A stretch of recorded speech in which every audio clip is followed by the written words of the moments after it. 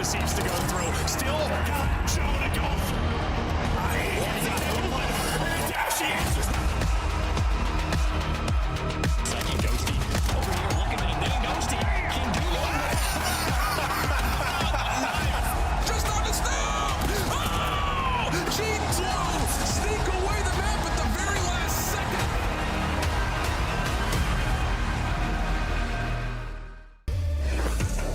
Hello, one and all, and welcome into the 2026 Call of Duty League. We are here for Black Ops 7. I'm your host, Chris Puckett, back with a new duo on the couch to start off the season. They go back to Call of Duty Ghosts in a World Championship matchup together. I want to start with you, Joe. 2026, Mr. Merc. What do you want to see in the new year? I mean, there's a lot of things I want to see, but I think the thing that I'm most excited about is going to be the CDL audiences at the events, right? Starting Major 1 in Dallas, then we're going to Birmingham here now. All the tickets being sold out. I cannot wait to get to these lands. Who is going to have the biggest and loudest crowd? That is going to be one of the big questions on the year. Ant, what are you looking forward to here in 2026? Yeah, you know, I'm drawing back to some of the better seasons that we've had and looking back at MW3, having a different team win all the majors. It's just exciting. And I think with the parity that we have in the league right now, that has a definite possibility. So hopefully we kick some things off with a bang and an amazing crowd, like Joe said. You can see the standings here behind our guys, but some big news and a shakeup in Carolina. One of your mainstays in your faces, a guy who's been in competition for over a decade,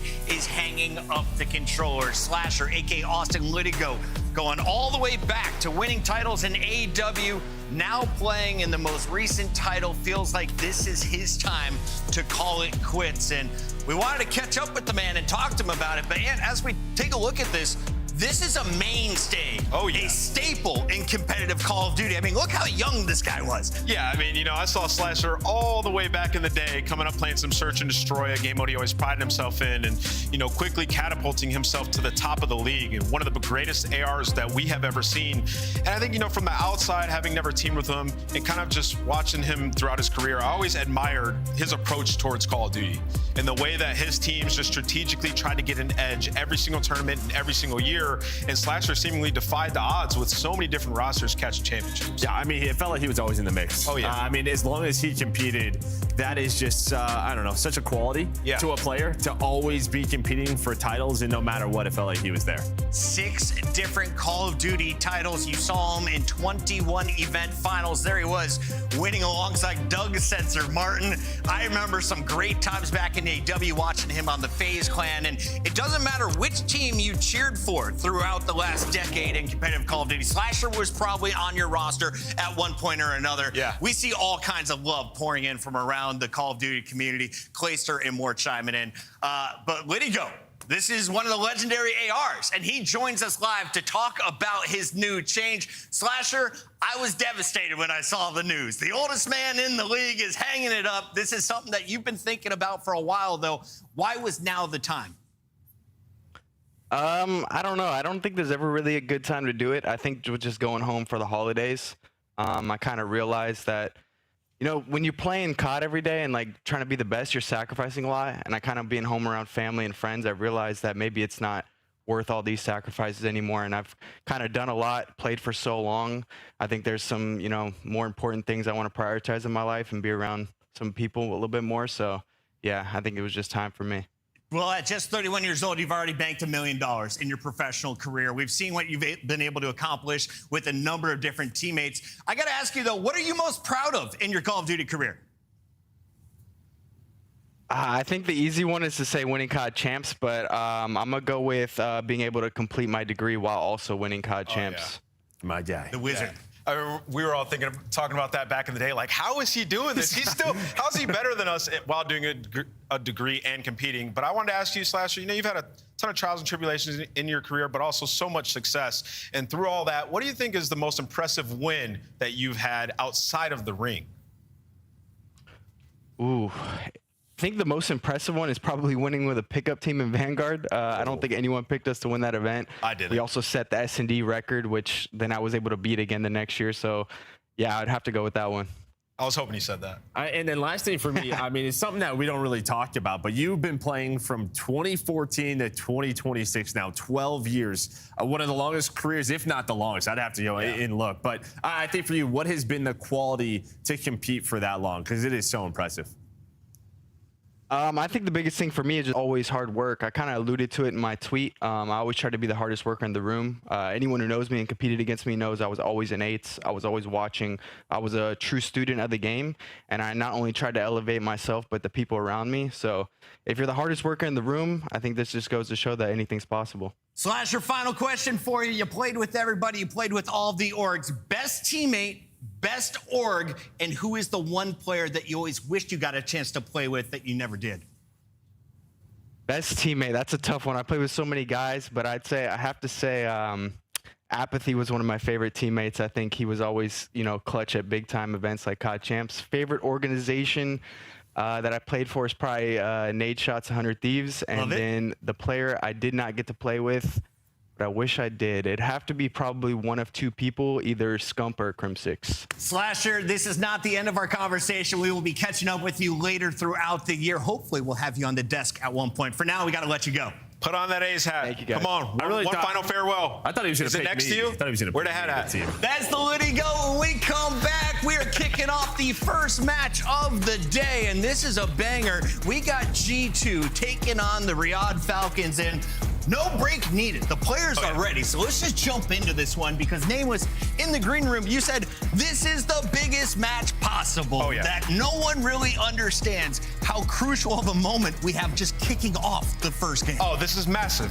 People talk about two match day, but this has so many implications going forward because you look at G2, a team with a fantastic preseason sitting at 1-2. They still have some tough matches going forward. You look at the tail end of the schedule, it's Vegas and Koi, a massive win here. And then for Riyadh Falcons sitting at 2-2, if they win this, it pretty much locks up a winner spot. So this is a massive game for both these teams.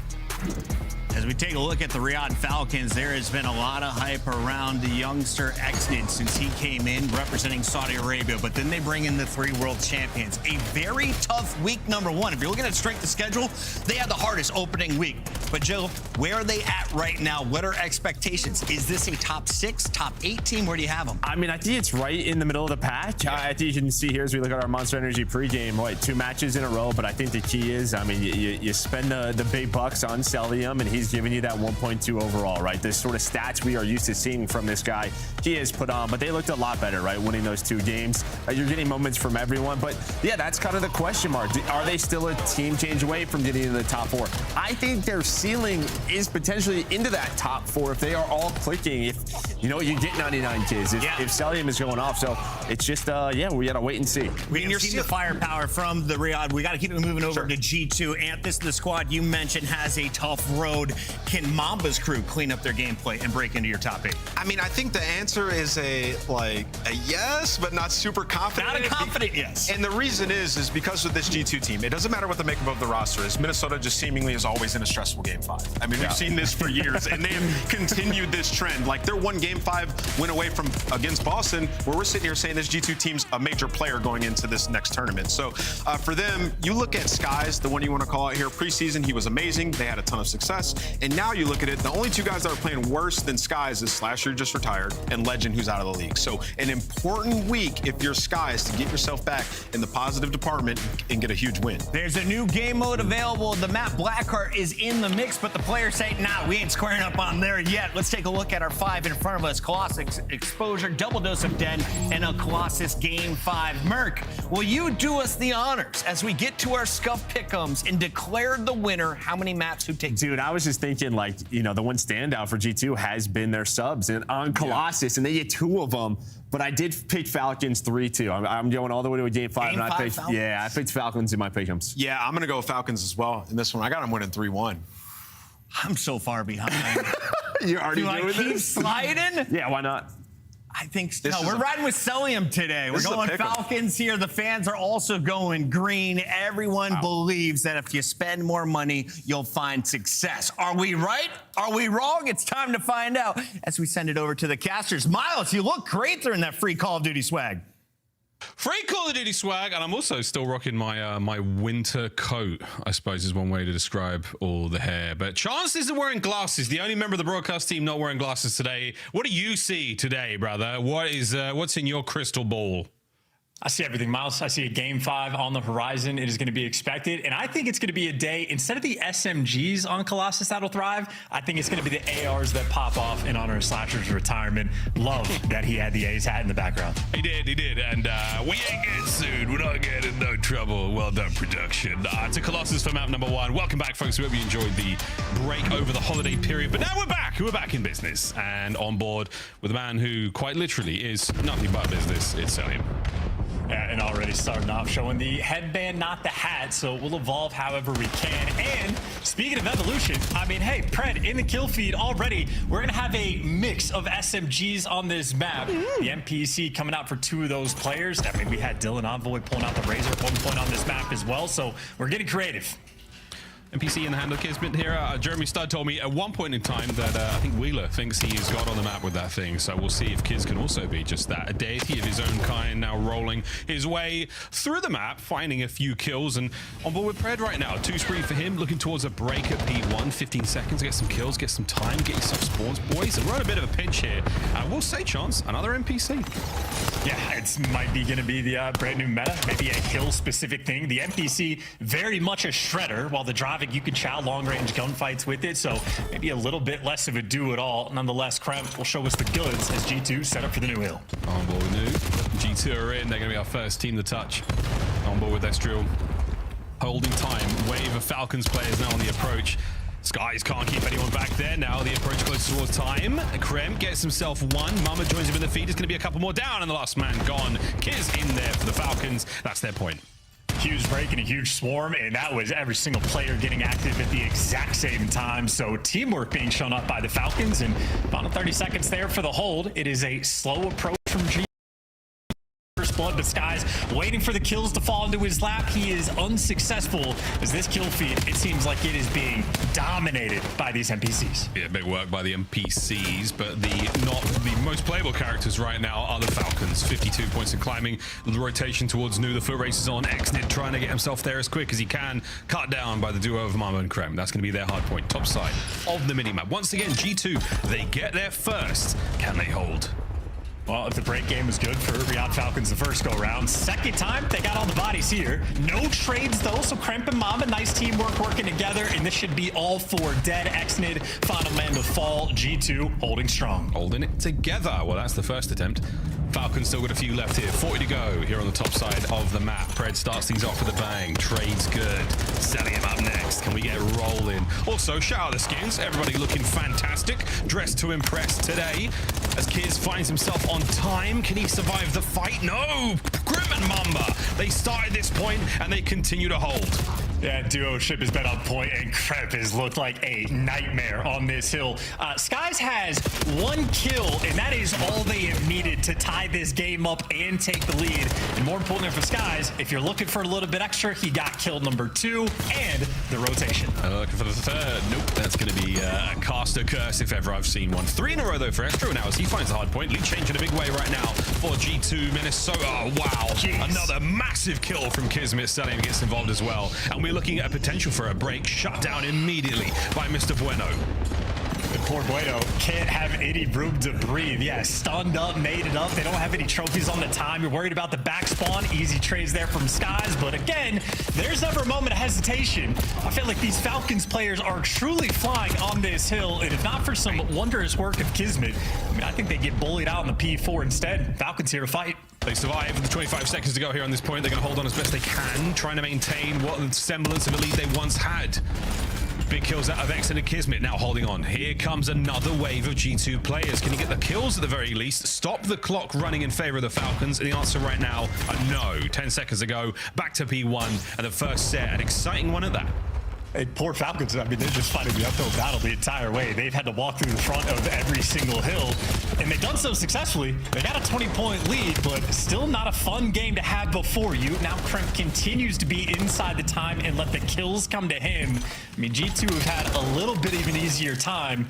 Still though, 15-point deficit. That's just enough of a deficit, but you're not wrong. The Falcons, they've been on the back foot this whole game nearly. They're still with the lead. Can they keep it going? Minnesota now answering back in a big way. Krem on a 4. He's putting in all the work possible. Nearly there with the Hellstorm. Might find another one. An assist would have been nice, and he's going to get it over the top. A 5 spree, streaks, and over 100 points. G2 go. This has been a perfect hold on P1 as well. They have flipped the spawns 2 different times, and they have controlled it the entire way. So G2's communication right now on point. Estriel, easy job being the super soaker. And there's the communication rolling through. Instant snap to go through the front. Knows he has to worry about statue side and eventually overwhelmed. But the good news for G2, they are continuing to stay ahead of the game.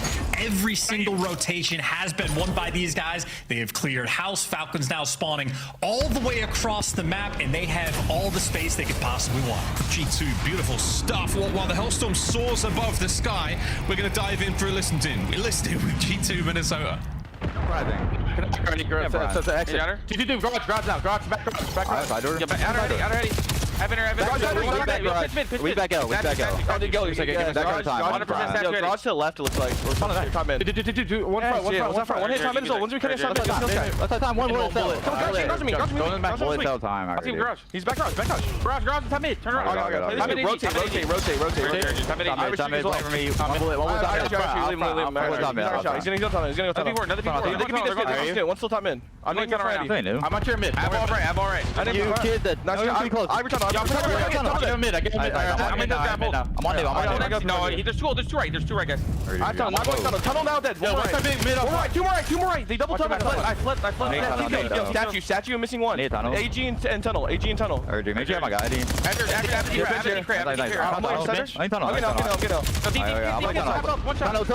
What's the bullet? No, team goes. One more tunnel. What is he weak? He's right turning yellow side on you. I'm streaking. Wait, I'm streaking. Outer crane right now. Take pictures. Outer crane boat. One right, wait. One's boat stuck. Alright, listen, they're all tunnel. All tunnel. I'm in. I didn't pin. I'm not even streaking. I'm shooting. I'm done. I went tunnel. He's tunnel. One bullet tunnel. Got me. AG. Go. I'm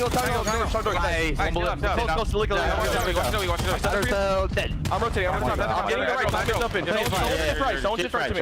I'm getting over again. I'm two time mid. I got time mid. I'm in. One shot. Dead. One close to me. Weak. He pulled you in the back. Weak. And one's already top mid. The back out. Kids. AG in the back.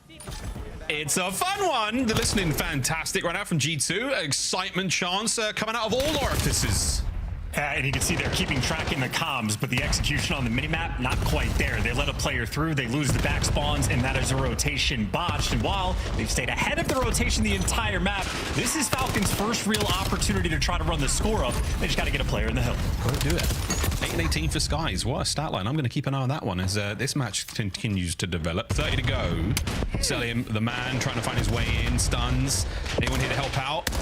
Looking for at least 1 or 2 picks here. Great bangs there. His teammates said over the top, enough to get the damage in. Yeah, and you have to get the next kills. No, it's Estro lying down, managing to stay alive and hold time. Krim with the old jump shot. Wicked work once again out of G2, who still hold.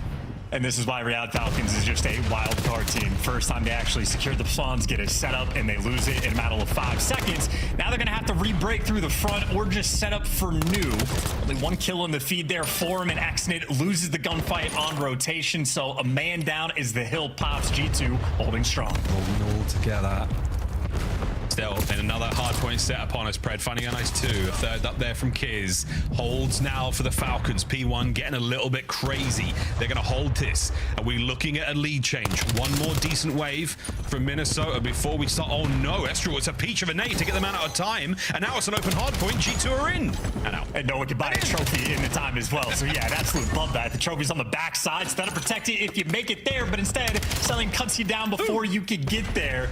And we're about to have a tied up game. And for the first time, what feels like the entire map, Falcons have taken the lead. Taken the lead by 1 measly second. Can they get a few more? Still on with a little bit of P1 scrap to be had. Mamba wins the fight. That's going to be his now. Looking towards New. Exit the man in position. Is he going to get this on the skies? Sure does. Adds the 23rd death to that pile. And 2-second lead. Make it a 3 as we keep rolling forward. G2 a 1v1 on time. And it's over. Cramp on it.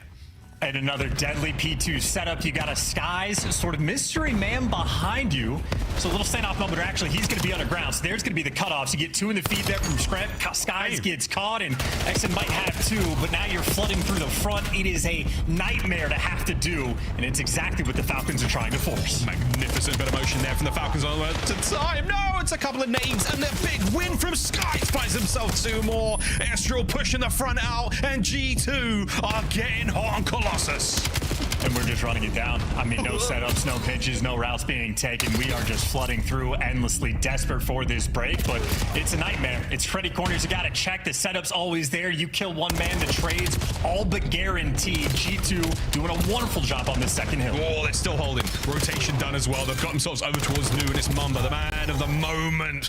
Krem can't get any more kills out of that one. He was the MVP with the NPC to start things off. Mamba winning his rotational battle. Pred can't find anything on the flank. Another hold here from G2. We're looking to close it out here. And this is just a desperation effort. Once again, Falcons, their entire story has been flooding through the front. Exen on the minimap has 0 health, but you gotta go. It's 7 seconds and you lose the map. Wait for the kills at the very least. Can't get any more, and that's done. Surely that is it. Last ditch attempt now from the Falcons to fly forward. A contest and a kill. Skies is down, and better late than never. Here we go, G2. It's a 1 and done for the time. The wild card team, it is the mystery box. Are they going to give us the ray gun? Or are they going to give us a ballistic knife? Can the Falcons do the impossible? We're trying. Kremp trying to make a case for it now. Estral, the contest. Anybody there? Can we get one more set of kills? Wait a minute. It's not done just yet. Pred's still holding. Sky's trying to find the entry. Finds 1 damage over the second. It's from the trade. And my good God, we're holding. And on the rotation, Xnit is there. Well, Kremp has a nice pickup kill, so you're going to have maybe numbers for the Chow. Where's number going to 2 spawn in the back? So no, it is a pure hold and a pure break situation. Can they hold it though? Here we go. We're watching a great moment here from Xnid. Mamba finding a couple of kills. Oh, teammate. Baby. Mamba 1v1 against Xnid, and he's staying alive. Falcons shown up. Reinforcements are here. And oh my word, Chance. Okay. They are holding. Take a deep breath. Take a deep route. Number 6 working out or well. Selim's got it covered. He tried to go through mid. Pred is there. Falcons, they've got everything they want. They can taste this victory. Here we go. Skies, he's open, brought down. Last chance. Here we go. And ladies and gentlemen, it is over. No Heimlich maneuver required. No choking detected. G2 Minnesota win map 1. I mean, that's a stressful game. This is the type of map that the scoreline does not really tell the story of what happened. I think the rotations really, to me, felt like the most important thing.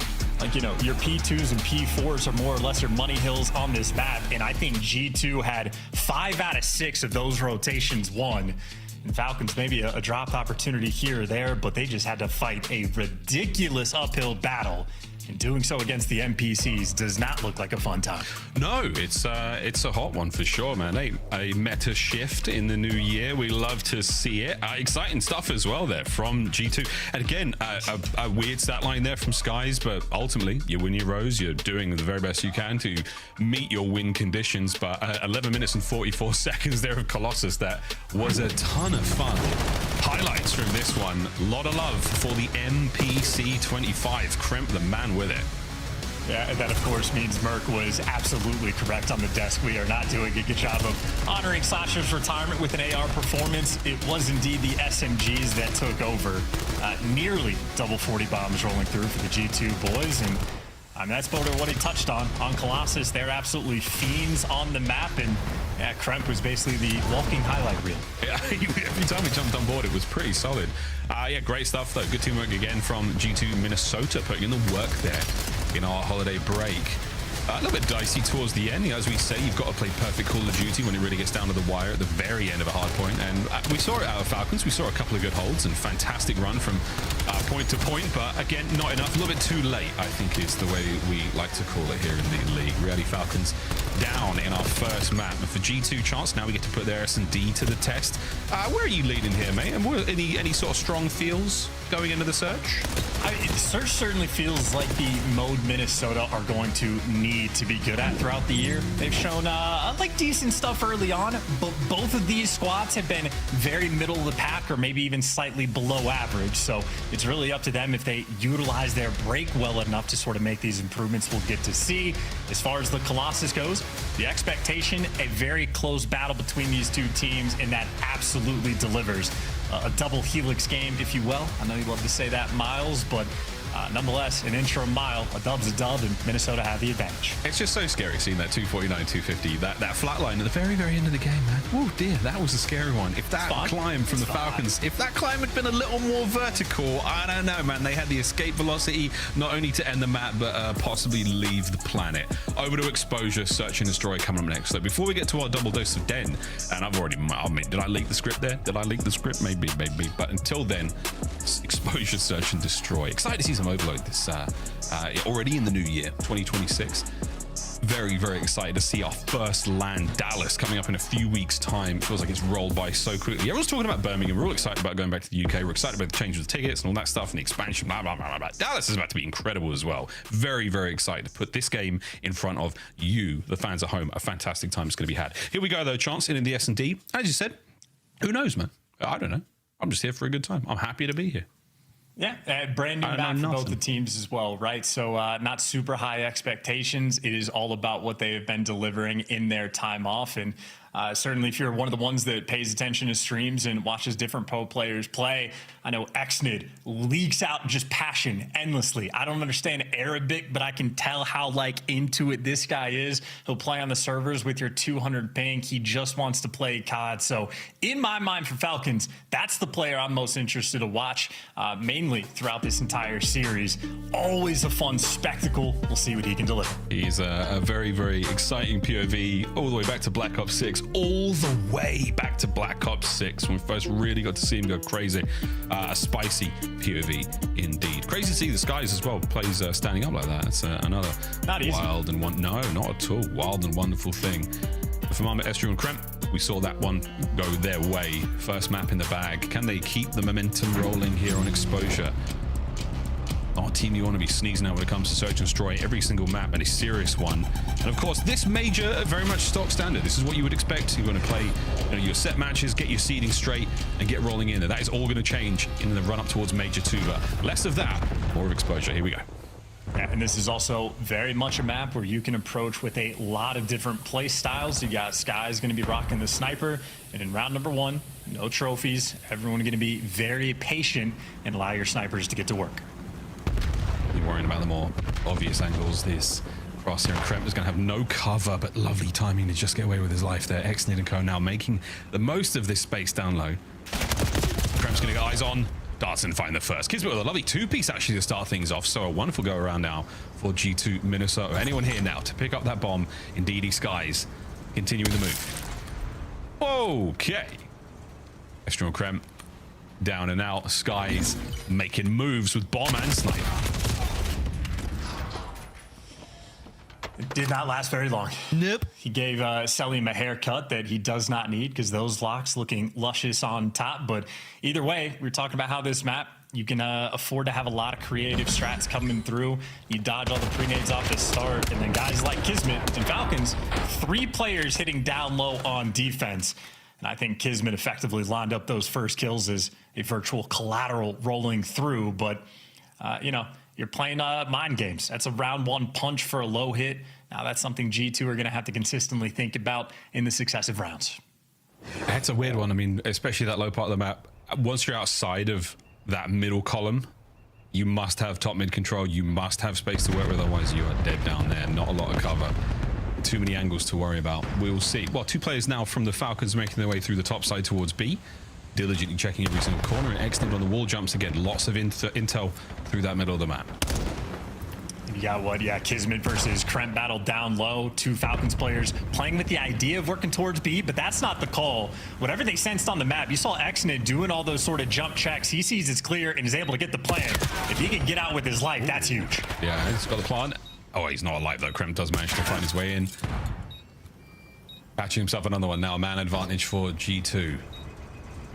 Kremp checking all the usual spots. Nobody home. Pressing that space forward. They've got an opportunity now to get on top of the bomb and maybe get a defuse. Mamba makes it that bit easy with 25 seconds to go.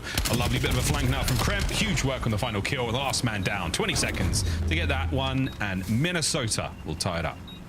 Yeah, and that is, you know, for Xnid, a very difficult situation. Great job of getting the plant down, but I think he had a very small window of opportunity to get out. When Kismet gets those tags in the guy in the window, you more or less have to break from it, but too many G2 players were there, so Xnid just gets trapped in, and then he execute in the 4 versus 3. So Minnesota happy to give up the bomb plant, trusting their retakes, and we've had 2 defensive round wins. Also nice to see on the retake there from the G2 boys, not afraid to take space through mid-map and get as creative as possible with these big old 3-lane opportunities you have in Black Ops 7, the way the maps are built. Cool to see early on there from G2. Not afraid of that space.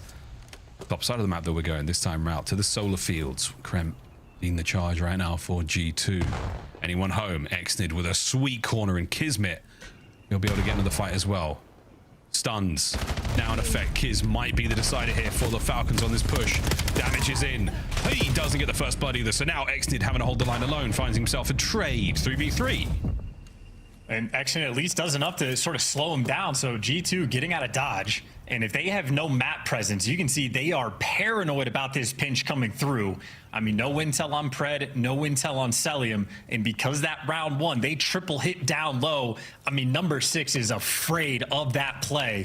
Of course, so they're going to reposition and go over towards B. The Mon Games only has costed them time. It does look like that site is just wide out in the open. That's all yours. That's all yours, fellas. Yeah, plant that one. Esther will be on it. Skies, rear security watching the flank. Kremp oscillating between the front, and this is going to be an interesting retake now from the Falcons.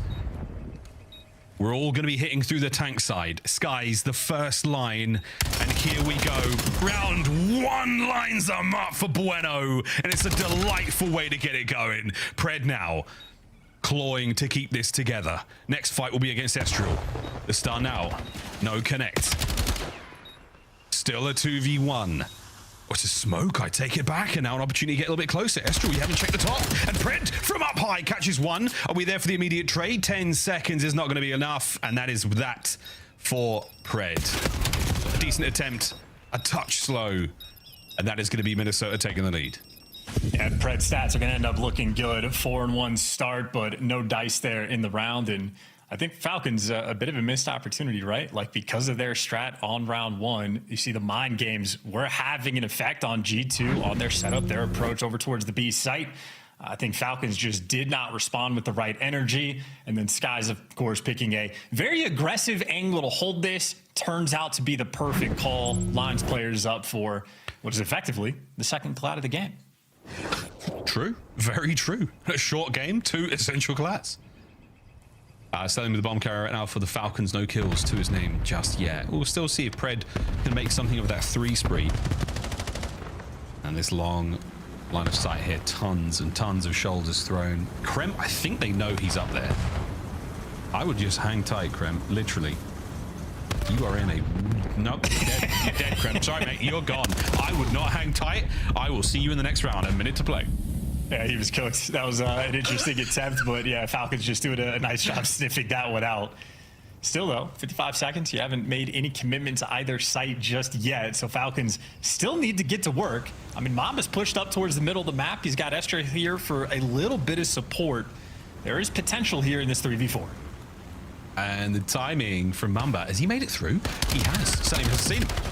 Pred does though. Thank goodness for that. Falcons watching each other's backs and their fronts very, very well. Great advantage right now. G2 don't want they can claw this one back. Still on a spree. Pred. Can he get another? No need. A bit of an assist though. Another red dot on the new map to fend with. And that's going to be a big win from Estral. No more left in the tank though for G2 Minnesota. They're down and out. Falcons find the equalizer. 2-2. That's huge. I mean, whoever got the intel on Kremp in the floating crate there probably gets the most credit for the round, but Pred picking up Mamba as well. Nice little impact play because Mamba, very awkward, a little strange with the timing underneath ring. Do you want to jump up? Do you want a full send? But what Kremp wants is maybe stronger flat jacket because, yeah, that bad boy landed directly on his face. Yeah, I think there was no asking whether or not he was going to survive that one. A 2-2. Once again, G2 will be in the attack this time round. We've seen a bomb plant towards A and B. Decent love here on exposure. Slight stronger leaning towards the middle of the map right now for the Falcons defensively, but Estral, oh, I love this hit. We're going to go for it. I'm not sure what Kismet knows. If anything right now, it's a close range gunfight and it might be true trouble. No, he's got away with his life. Here come the rest of the Falcons reinforcements. Give him the NPC. Good job, 40 with that. Drop shots ever so slightly shaky. Just ever so slightly. Sky's tagged up as well, so now not going to be able to bring his recon into the battle just yet. And the Falcons, under the coverage of smoke, here we go, trying to retake the site. Over the top, we're going to find at least one Estral starting the proceedings with a lovely bit of work and a second to his name as well. And now come Trem over the top, and he's doing everything he can to cause problems, but he hasn't got involved yet. No, stop shooting. What's going on here? Doesn't matter. Forget about it. G2 take the round. Kremp's making me nervous. Estrel's out here putting on a tour, a masterclass over towards that actual site in the smoke, but all's well that ends well. I think Mamba was there for the final cleanup kill, so you see on a strategic front, Kremp knows who he's going to be working with in that moment, and that's certainly dicey. Smokes out, a lot of chaos there around the B site, but they absolutely deliver, and yeah, Kremp just trusted himself more than I did. He did. He counted 4 and he was like, yeah, I got it, and turned away. But he did not hit all 4, unfortunately. The muscle memory may be too good. Well, either way, G2, they take the round. A fun one indeed. Selium getting himself on the board there. 2 kills and lovely tags, and even better off the wall jump to keep Skies and that sniper rifle out of play for as long as possible. I mean, I can see Skies through the wall, and I couldn't even see him on Selium's screen. Selium is, in fact, built different. Unbelievable, man. Unreal. Yeah, I mean, you're taking this fight again and again and again, and Skies is unable to really get that going. He's one of the more dangerous snipers we have in the league as well. So the melons on MacArthur, gargantuan. Oh, boys. Back round 1. You're going for the bomb plant. Can you get the man out? Selium doing his job to cover. Yeah, speaking of melons, that was the harvest, and now we reap the fruits of their harvest. That's another bomb plant. Here we go, Falcons. You got yourself in a sweet spot. Kremp's out of the equation. You've still got Estral on a mean flank. He's going the long way around. We'll see him in a moment, but 30 seconds to go now. You've got shoulders to shoulder on the inside of the mid-map. This should be coverage towards the bomb. Here comes an attempt now from G2. Just too good of a setup. Great Nothing you can do. Yeah, nothing you could do at all. Kismet and Selium close the door. Selium gives you the first blood as well, and I mean, if Selium's menacing enough to back the snipers down on Chalice like that, sort of a poor sign there for Skies and G2. And also a little bit of credit to Exnid. I mean, the real play that G2 tried to make was tripling up on the pinch, and Exnid gets the intel and stays alive, backs down, doesn't let anybody slip the net. So he delivers on one front, and Kismet and Cell deliver every single kill in the round. Falcons continuing to fight. That's one of those rounds where, yeah, Cell, he takes over the top side of the map, alone nearly. Forcing so much there from the G2 boys on the attack once again. We don't really see a whole lot of the offensive snipes here from Skies, or from any of these teams actually, but hey, there you go. Don't worry about it. Nades are good. Lovely work there from Mamba. Trophy now working for Skies on this side of the map. It does give him a little bit of a damage though, so he has to back up. Towards the B-bomb site we go once again. We've seen success here. This time, though, Selium brings the boomstick. Can he strike? No, we cannot just yet. Stuns are going to connect, though. We are going to see the reinforcements from the Falcons and a seriously late flank there from Kismet. Hold on, boys. Help is on its way. But by the time he gets there, G2 are gone.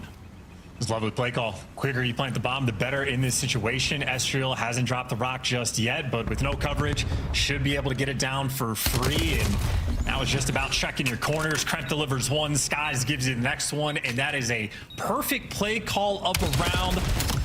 From first nades to final kill, don't let Celium clutch, they swarm them, and everything exactly how they wrote it. I mean, the first nade they got basically coming out of spawn on the guy on the side solar panels. Great adjustment as well, knowing there's 2 players, including the sniper in Celium's hand over towards back solar. You just dodge it. Don't deal with it at all. Cut through mid, clear out all the corners, and you are good to go. That is a calculated round for Minnesota. Wonderful stuff. G2 Minnesota. Absolute dominance there in the round. Play call and not a lot on the adaptation from the Falcons. By the time they check it, it's too late. The boys are already in.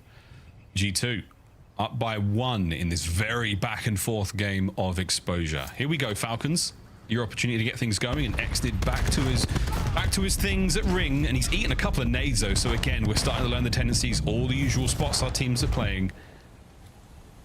And a solid line of defense right now from G2.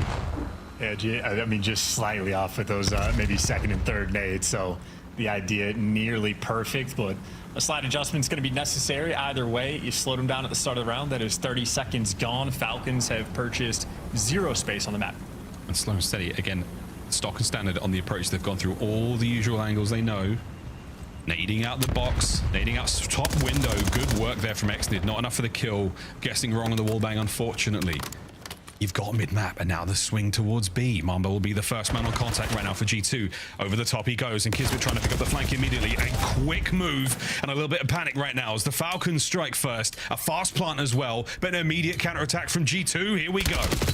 Yeah, fell for the bait, timing was off, selling for the next one for the follow-up, and this is just going to be another dominant round, and that is just an instant play call as well. Falls into their lap.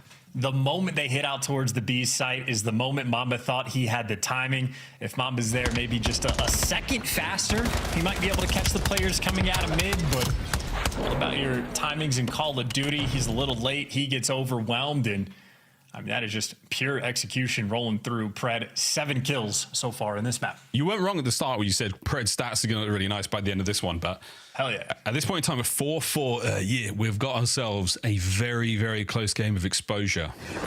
Does he have a slight buff? It's meant to be from Australia, this map. There's something about it. There's something about it. Trophies in play. Over we go.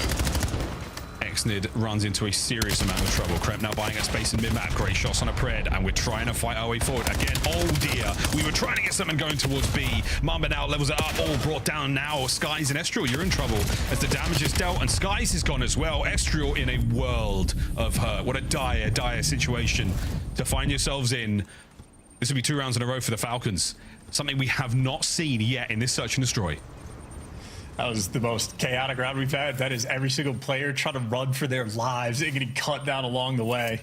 Iron Maiden should write a song about that, rather. Maybe write a ballad about Estriel's clutch, because he's absolutely going to get this 1v3. Well, he's got to cut his way through the Falcons, who are holding hands. Oh, no, maybe there's a slight deviation. Exnid, he's now going to be the tail of that snake, the head of it right now. On its way, Kismet will be the first to bite. And Estriel, good luck with this one, mate. The boys are all over it together. Here comes the check. Oh no, he's just going to defuse it. Kismet, isn't anyone going to check this? Excellent on the coverage, and they've got the numbers and no sweat whatsoever. Back-to-back rounds for the Falcons. Map point. And just as predicted, absolutely no chance that Estriel's able to clutch that 1v3. Teamwork on point. You know, the bomb's planted for low. You get somebody watch over top, and easy execution there. But a scattered round. Excellent credit for the final one, but Celium continues to make his impact. I feel like Celium has just been sort of that alpha dog towards the middle of the map, and Minnesota now feeling the pressure. You're not wrong. He's not got a lot of contest up there. He's walked in, taking control. He has sprayed his scent across top map, and everyone's got a good idea of whose it is right now. G2, can they equalize? Can they find themselves around 11 nades up and about, and they're going to connect for Kismet on the other side of the map, and that is a perfect bit of work there on Zig. Right hand side of the minimap, a big old skull where Kremp used to be. Yeah, I think the nerves might have set in for Kremp there, and that is a painful way to start the round. And Kismet has already found himself in prime position. Once the teammates make contact, he can start getting the work, and, well, there's not even trades rolling through. Skies and Estriel going to be the final 2 players to fall. And Celium, the way he's just attacking these spaces, the way he's attacking these angles, it is unbelievably confident. Last man, Skies, all alone, as Celium has taken over exposure. A brilliant way to level up the series from the Falcons. Search and Destroy goes their way, and now we roll to Den for Overload. And, you know, Call of Duty is very much a game of confidence. If you're able to play with it, well, you're absolutely going to thrive. And I think Celium, just watching him back down Skies with the sniper from top ring and chow over and over and over again, not even thinking he's going to be able to get the kill, but just to nullify that sniper, that is the type of confidence that will absolutely win you maps. And, well, Celium delivers there. So, as expected, Miles, this series is going to be a battle. I see a Game 5 on the horizon. Well, it could well be. Well, our Deskers, they've gone all in on the Falcons, all of them, as well as the fans as well. But G2, they gave us a real good look in the first map, in the hard point. The Search and Destroy, not bad at all. We'll see how Overload treats them. That's going to be the real question right now. But 1-1, all tied up after a spectacular performance from Celium.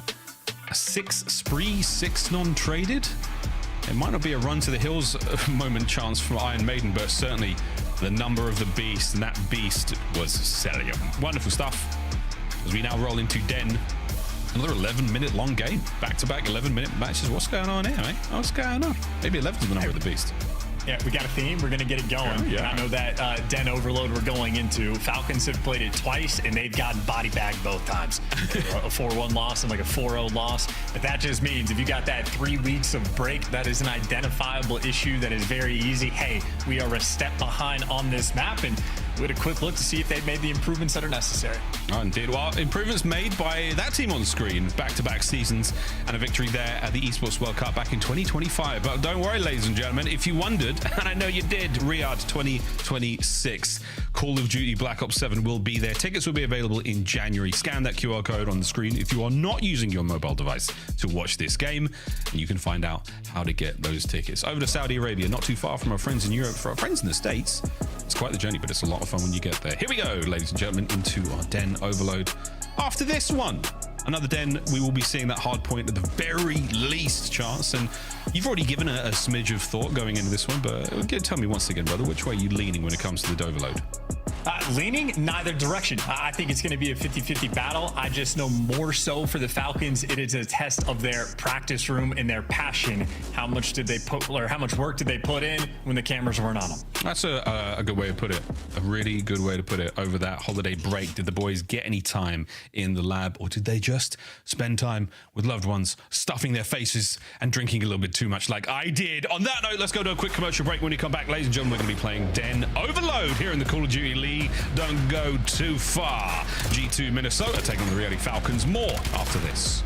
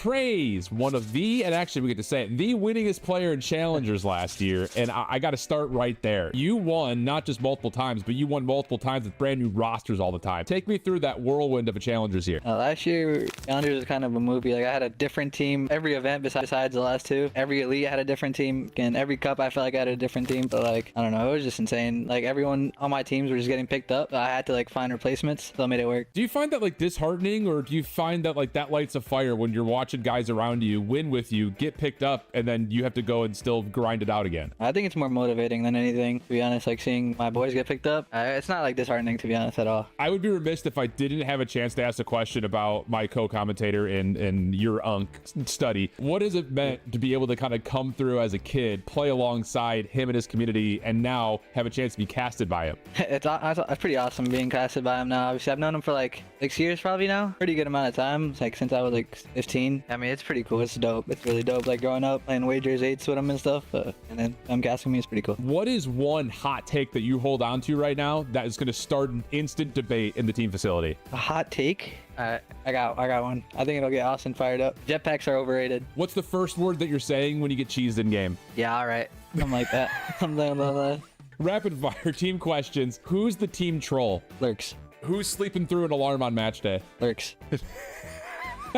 Who's the teammate most likely to rage off stream? Austin. Who's surviving for the longest if you placed them randomly in the wilderness with no resources? Austin. Who's the one player that you're most excited to see on the map? Mamba. I love that. I love that. Okay. Sweet. Craze, thanks so much for taking the time. Best of luck this weekend. Super pumped to see you on the map. Appreciate it. I'll catch you on the field. Yes, sir.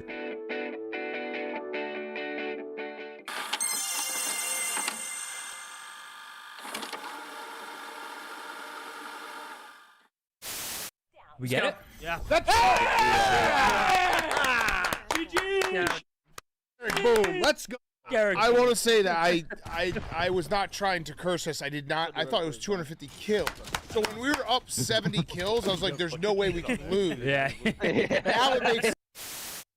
He comes right behind him. Oh, God. Purchase drop. Beans is the clutch god. And he's got a message. Black Ops 7 returns to the Esports World Cup in Riyadh this summer. Scan the QR code to be notified when tickets go live later this month. Look like the pros to play like the pros. The CDL team skins are available now. Scan the QR code or check out the in-game store now. Monster Energy, the official energy drink of the CDL.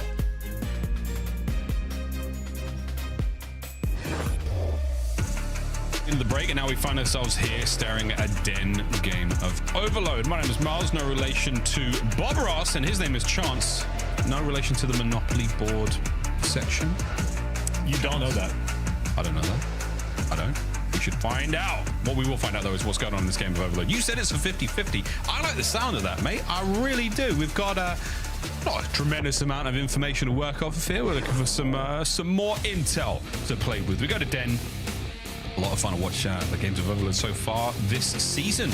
A little stacked maybe towards one side, but we'll find out what our teams are made of and what the preferred side to attack really is by about mid-season, right? And then it'll probably get patched, and then, we'll be able to talk about this in the future, and so on and so forth, as is tradition here in the Cold League. Here we go.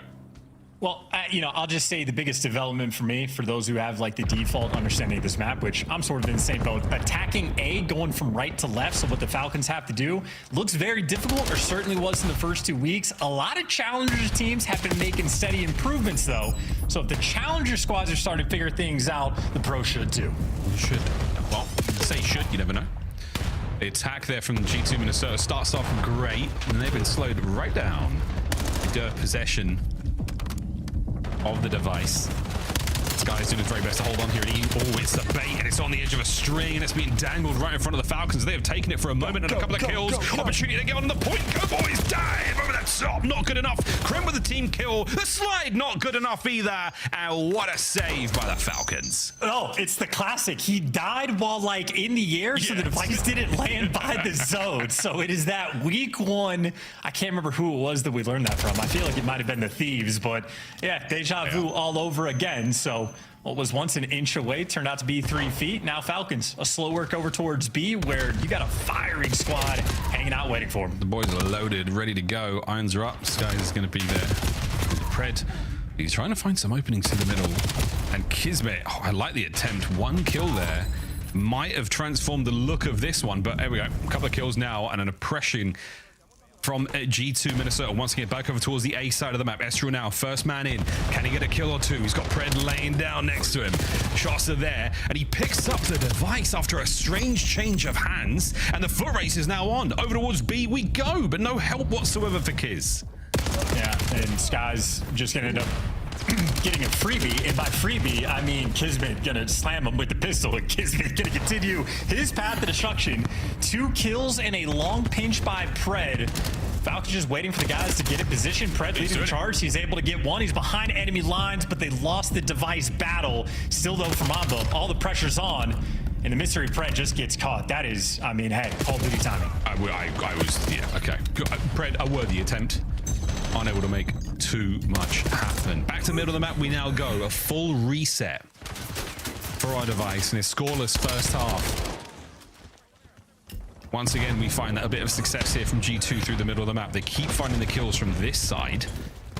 Big nades there towards the cuts. Shots in at great range with the driving 45, and success found for the time being. And 2:22 to play chance. And it looks like the Falcons still a slight disadvantage.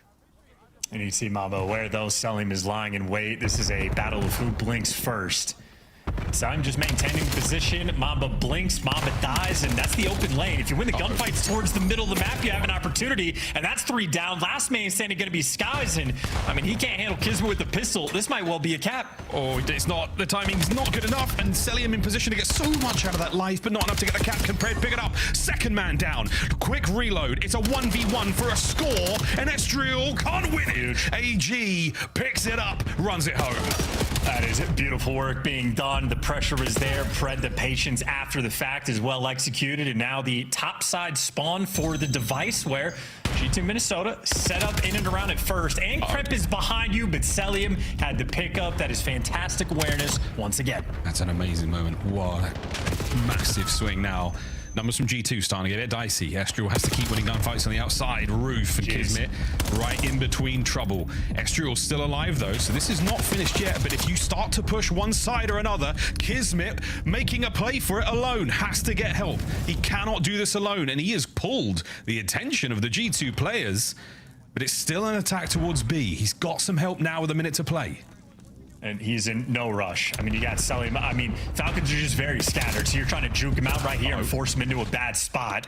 X going to make the impact. Selim's there for the trades, and there's your open lane over towards A. This is the type of play I was talking about. The Challengers kids have been different, and the pros show it that they can do it too. Admittedly, it's only get right next to the door. G2 Minnesota still holds strong, but a lovely idea. G2, they're just Johnny on the spot. Yeah, great composure. Great composure. 30 seconds to go before the whistle blows. And I don't think we're going to be seeing too much out of this. We're going to turtle right up for the Falcons. We are gambling here, folks. Another attack through Dojo. The last of the half. Trophy's intercepting, getting everything done here as a flank through the middle of the map that has been read and dealt with now. Sky's hoping to find something. We will go into overtime. An attempt made. The boys surely will leave that. Or not. Are we going to go for it? Yeah, go for it, boys. Work. Go for it. Here we go. Preds on a flank. If he picks up a couple of kills here, we could be looking at 2-0 with 25 to go. Yeah, Sky should have just turned and ran, by the way, because now you're just giving the opportunity. Still, though, it's going to be a difficult thing to do. And last man standing with a pistol. You trade him in the round's over. But Kismet, maybe the toughest man to kill with the device in hand. Yeah, he has got the strong arm, man. He really has been fighting so well with device. 2 seconds on it, and that's going to be halftime, but a scary moment. And honestly, with the 1v1 win with the pistol there, with perfect knowledge, could have been a capture. And you saw the way G2 Minnesota, panicked, essentially panicked. Those arrows, 180 all over the place as they desperately tried to scramble back. But either way, Falcons, a couple of opportunities where it came real close. This was the one, and you see the device teleport back to where the player left the ground. I mean, guys, when rank play drops, this is going to be the meta. Don't jump. In certain places, don't jump. It ain't worth it, especially if you've got teammates nearby who can get the assist, who can pick up your drop. That is going to be a huge, huge factor. And again, that 1v1 from Pred, essential for their score. And I have no idea who the first player that's going to like show off that level of consciousness to run towards not your teammate's dead body, but where he left the ground. If we see anybody fluidly pick that up, I mean, tip the flowers, give him a bonus, whatever needs to happen, because that is going to be a very difficult thing to keep track of. Give him a bonus. What a great idea. Well, even better ideas again is the opening breaks by G2. They get their kills. An opportunity to grab device. A little bit of coverage there and slack suppression from the Reality Falcons. But we're making a meal of this one. Wow, Exnid fighting tooth and nail to stay alive there. Reset once again back over towards mid. Scrambling for some sort of position here. Mamba behind enemy lines. Could cause some problems. He has been read. Still alive, still going. Pickup now is on. He's been dealt with. Reinforcements going to be there for the Falcons. Minnesota, you've got your work cut out for you here. Oh, great job by Kismet, though, just to stay alive. And, I mean, now all four players sort of in position on the defensive end. Skies wants nothing to do with it. He's waiting for his teammates to find the opening. Yes, Krem, though, he does the cross up immediately. He's now got to the other side. Mama now cutting through the middle. Damaged in there. Not enough for the kill. We've still got a man on the A goal. Krem still fighting. Here's an opportunity for the run. Can anyone stop it? No, Skies has slipped the net, and he's managed to find the equalizer. 3 dead as well. An opportunity now to charge to the top side of the map. And these have also been the best A looks from the right side team that we have seen in the CDL thus far. So I think that is how the map is developed. Just like teams adding more tools to the tool belt. Now you got a pinch rolling through from Mamba. Needs to be fast. That's who's going to catch Pred, but looks on the mini-mic like he's going to get traded. That's going to mean Kismet is just in hell. He gets dropped. G2 now in control. Well, G2, control. And Mamba once again finding himself happily over there. Goal hanging by A. 3 minutes just plus to play. And Sky's finding a couple of sweet kills. Bottom side of the map now. We've quickly flipped it. We've crossed up once again. The spawns are going to be close enough now for the Falcons to manage to rally the defense, but we've seen this look before. It's an identical play from before. Sky's only get the next kill. Oh, and Mamba cut down in the middle of the map. This time the Falcons win the ones. This play has stopped.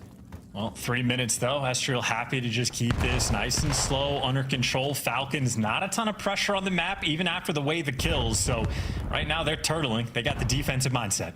Yeah, we're trying to get the feint once again. This time, so we are going to commit to B. Trophies in place right now from the Falcons. They've got positional advantage, and now they've got a flank opportunity, which Mamba helps out with. Still trying to muscle our way through the front. Estriel, iron on his hip. Can he get a couple of kills here? His teammates are gone, and it is going to be all down to he and his Jaeger. Dropped. Device now swap sides, and the Falcons on the attack. And where are they going to go? Because number 2 is already flying out towards the B site. So if Pred gets any entry kills, that is just going to be your open lane. Estriel maybe spots him out or maybe not. Gets caught off guard. Doesn't matter. Has the gunny. So G2 have the numbers on the defensive end. They've got the numbers, but they're not going to getting the kills just yet. And that's it. Final man down. 2 minutes to play. An opportunity to run this one home. They've taken care of the flank as well. Are we going to commit to the rooftops, or are we going to double back the device and go for the B capture? It looks like we might be doing just that. And the kills, though, chance they're not going the way of G2, baby. The battle continues.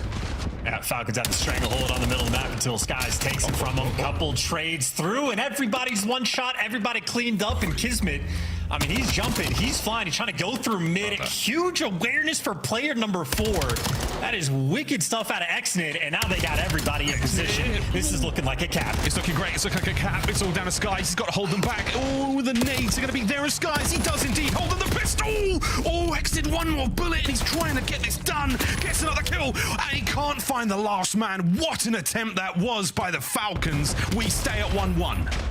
Oh, shout out Skies as well. The double kill, huge for back patio. I mean, that would have been a guarantee if he does not deliver, and still you got the pressure rub. Kismet now waiting for his teammates to get in position. You got Exen and Pred working through mid, or maybe Pred's going to come join you.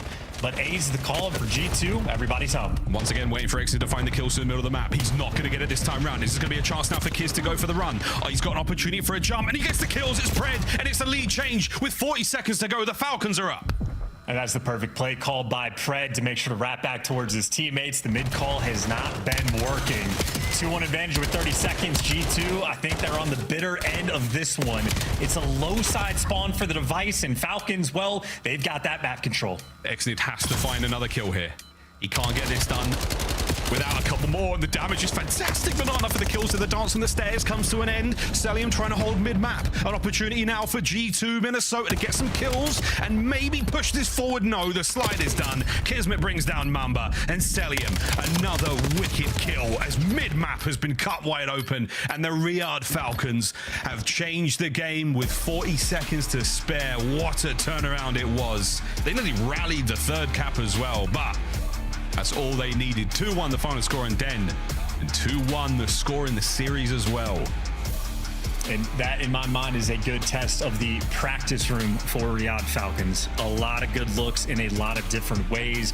Middle of the map, it felt like they had control of 80% of the time on either side of the map.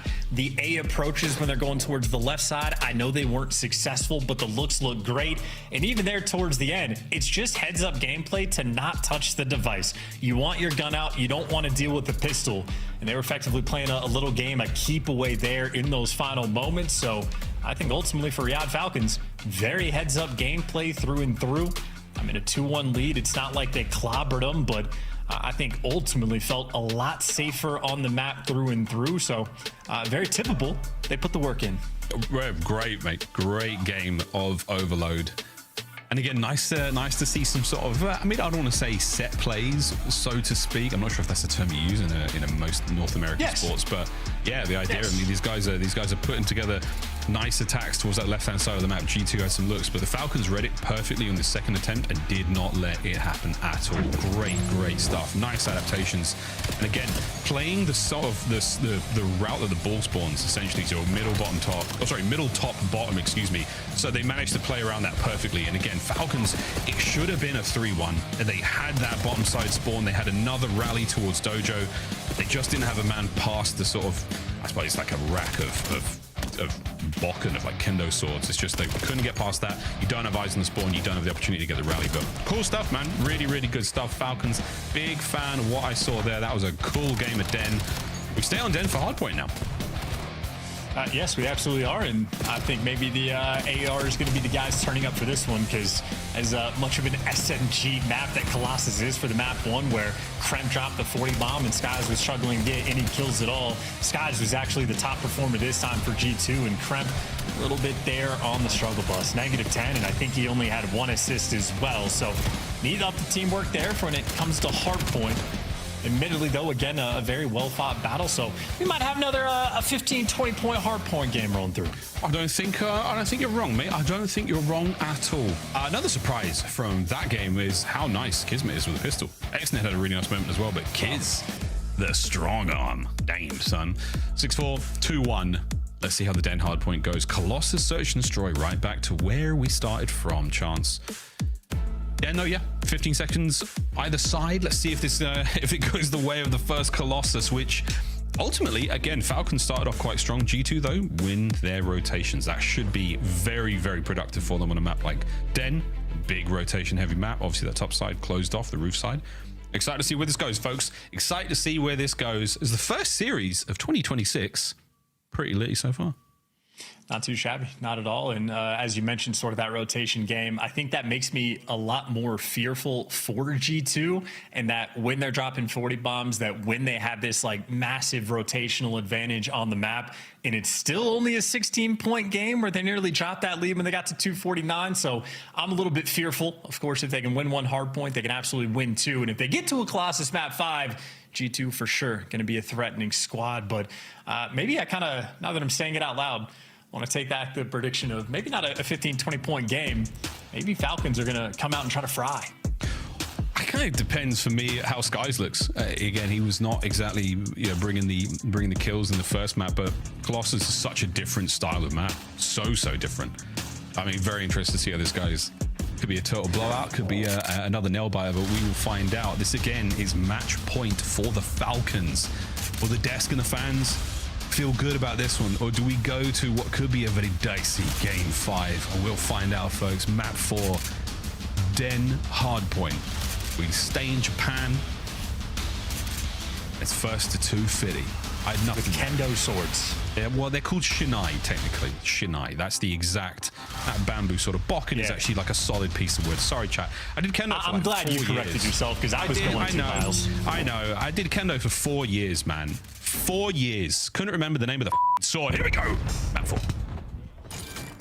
An opening salvo. Nades coming out. No connections. Everybody patient to sort of wait for them to roll through. But by the looks of it, Falcons have capitalized, and I mean, they got control for albeit a half a second. This is a nice little mid-map standoff, but good news for G2.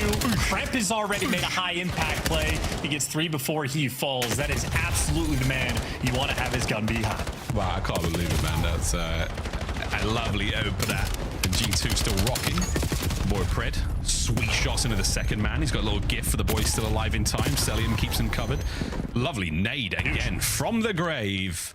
Keep one of those kills. Big stuff there from P1. It's not a tremendously productive hardpoint for either side, but rotations are on. G2 are in.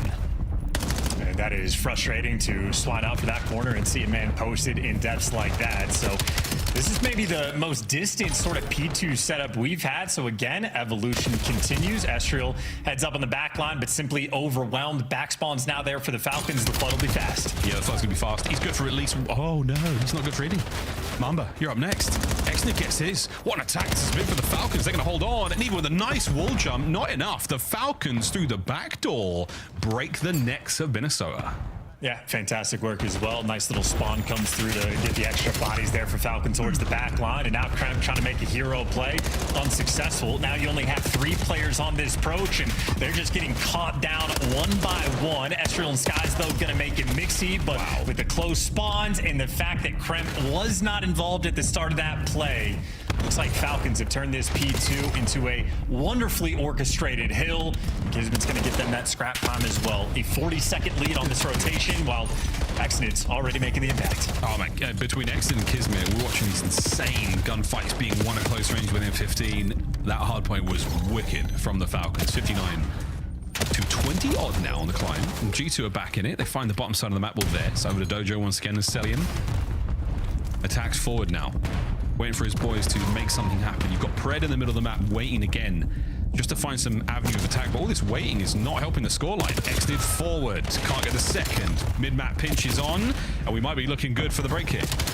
Well, Nagin is flooding 2 players through mid, and that ends up panning out. Not a fun thing to have to do, but that's going to work. And you already see Kremp maybe feeling the pressure. He's going back to Old Faithful. Traffic wasn't cutting it. He wants the MPC, and at least in the kill feed, pays off for G2. 20 seconds left fighting for, and they should be able to get it. Admittedly, Celium's just being such a nuisance. This is maybe 10 seconds worth of time that Falcon's at least able to strip away just from being annoying. Heard someone dodging the nade as well on that life. Annoying the name of the game.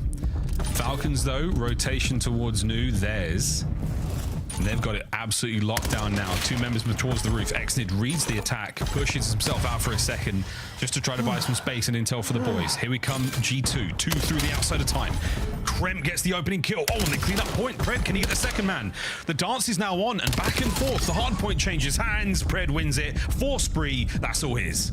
Yeah, and huge plays there from Kismet as well. He was dealing with a 1v2, and he slows him down for an extra 15 seconds, so his teammates can deal with all the awkwardness. So Falcons handling the pressure, playing with a little bit of pace, and now they got a 40-second lead. And maybe an opportunity to get for the final 20. I mean, G2, they've got it completely surrounded and finally able to get that break, but ultimately a hill that the Falcons going to be happy for. They are really happy. The 15-second mark was where they got the break. So for G2, you're happy to take it. A 1v1 win there on time would have been great, but once again, Pred having a hell of a map at 15-7, 15-8 now as he gets himself over towards the back. Great work again. In towards P1. The first set, good for the Falcons, and they are still riding high. Unfortunately for Kismet, though, the 1 lane open. Mamba goes and takes that route to get in towards P1. Kills being exchanged back and forth. Exnit is the player that gives you just a little bit extra. Now his teammates there from the coverage, and you have a nearly full setup for the Falcons, but they lost the mid cut. That is one of the most important power positions, and that means Exnit gets left out to dry. Oh man, Kremp. good nades. 3 down in the feed right now, though, for Minnesota, who are down and out. Oh, dear. Falcons starting to take flight. Let's go for a listen in with the Reality Falcons. Back out, just dead. Help. Wait, I go. Let's go. All right. Back out. Wait. A little broken right now. Look where Scam, he's deep. Estro's deep. Cut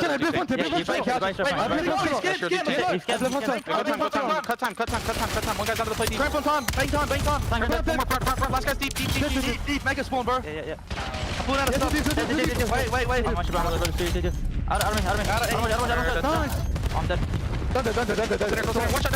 Two point. Two. No. Blew me. You got me, Mamba. I'm gonna. Yeah, that hit me. No one push front. Yeah, I'll play front. Everyone come in. I broke it. You be captures, MC. I can't break it. Wait, and back team. Hold on, wait. Catches, one shot, absolute restaurant. One more. And down time. Back up, let's do this time. AJ is banging. He's in the left corner. Fuck. Yeah, we're good. Oh, that's true. Oh, I'm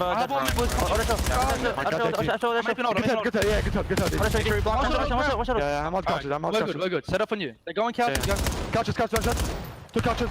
They're on their side. Get their side. They go on their side. They can go inner heady. I blew. Come play line. I blew. They can be their inner heady. Whoever's on time. Yeah, 2B1, boys. Blue. Inner heady. I'm holding people. Mid and their side. Have their side. I think he's blue. Pitching, Gojo. Nice flip. Oh, they cramp. Me cut. Gojo, me cut, boys. I'm at 10. Take your time. Name me cut. No troph. Name me cut. Need to make cut. He's one shot. 10 1 shot. 10 Guys, miss. They're flipping. Yeah. Go. I'm gonna clear the back. They're gonna go on you. No. Make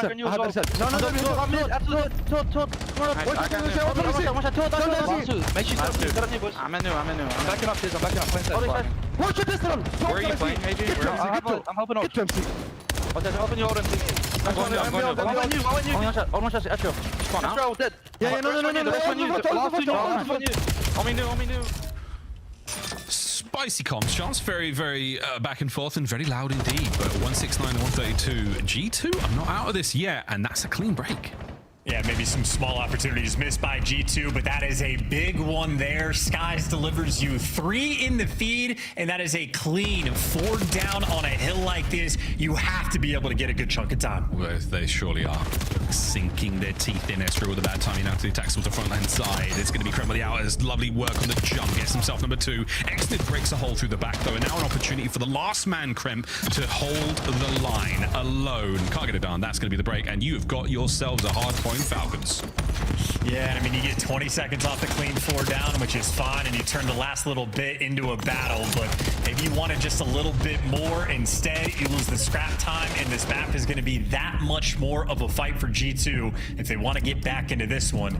We're just going over towards a P1 where, by the looks of it, no trophies yet on the time, or maybe you have one now, so an opportunity for the hold, but Pred, I mean, he just walks up for free. Yeah, walks right in, contests, gone, absolutely gone, cuts down the defending lineup as well. Mama the last man there, and he is not long for that life. Wow. Over to the respawn we go again. Falcons fighting forward now, and the pistol of Kismet deals a tremendous amount of damage. Over 200 points, no victory found on P1, even if it's perfect, but glorious from the Falcons so far.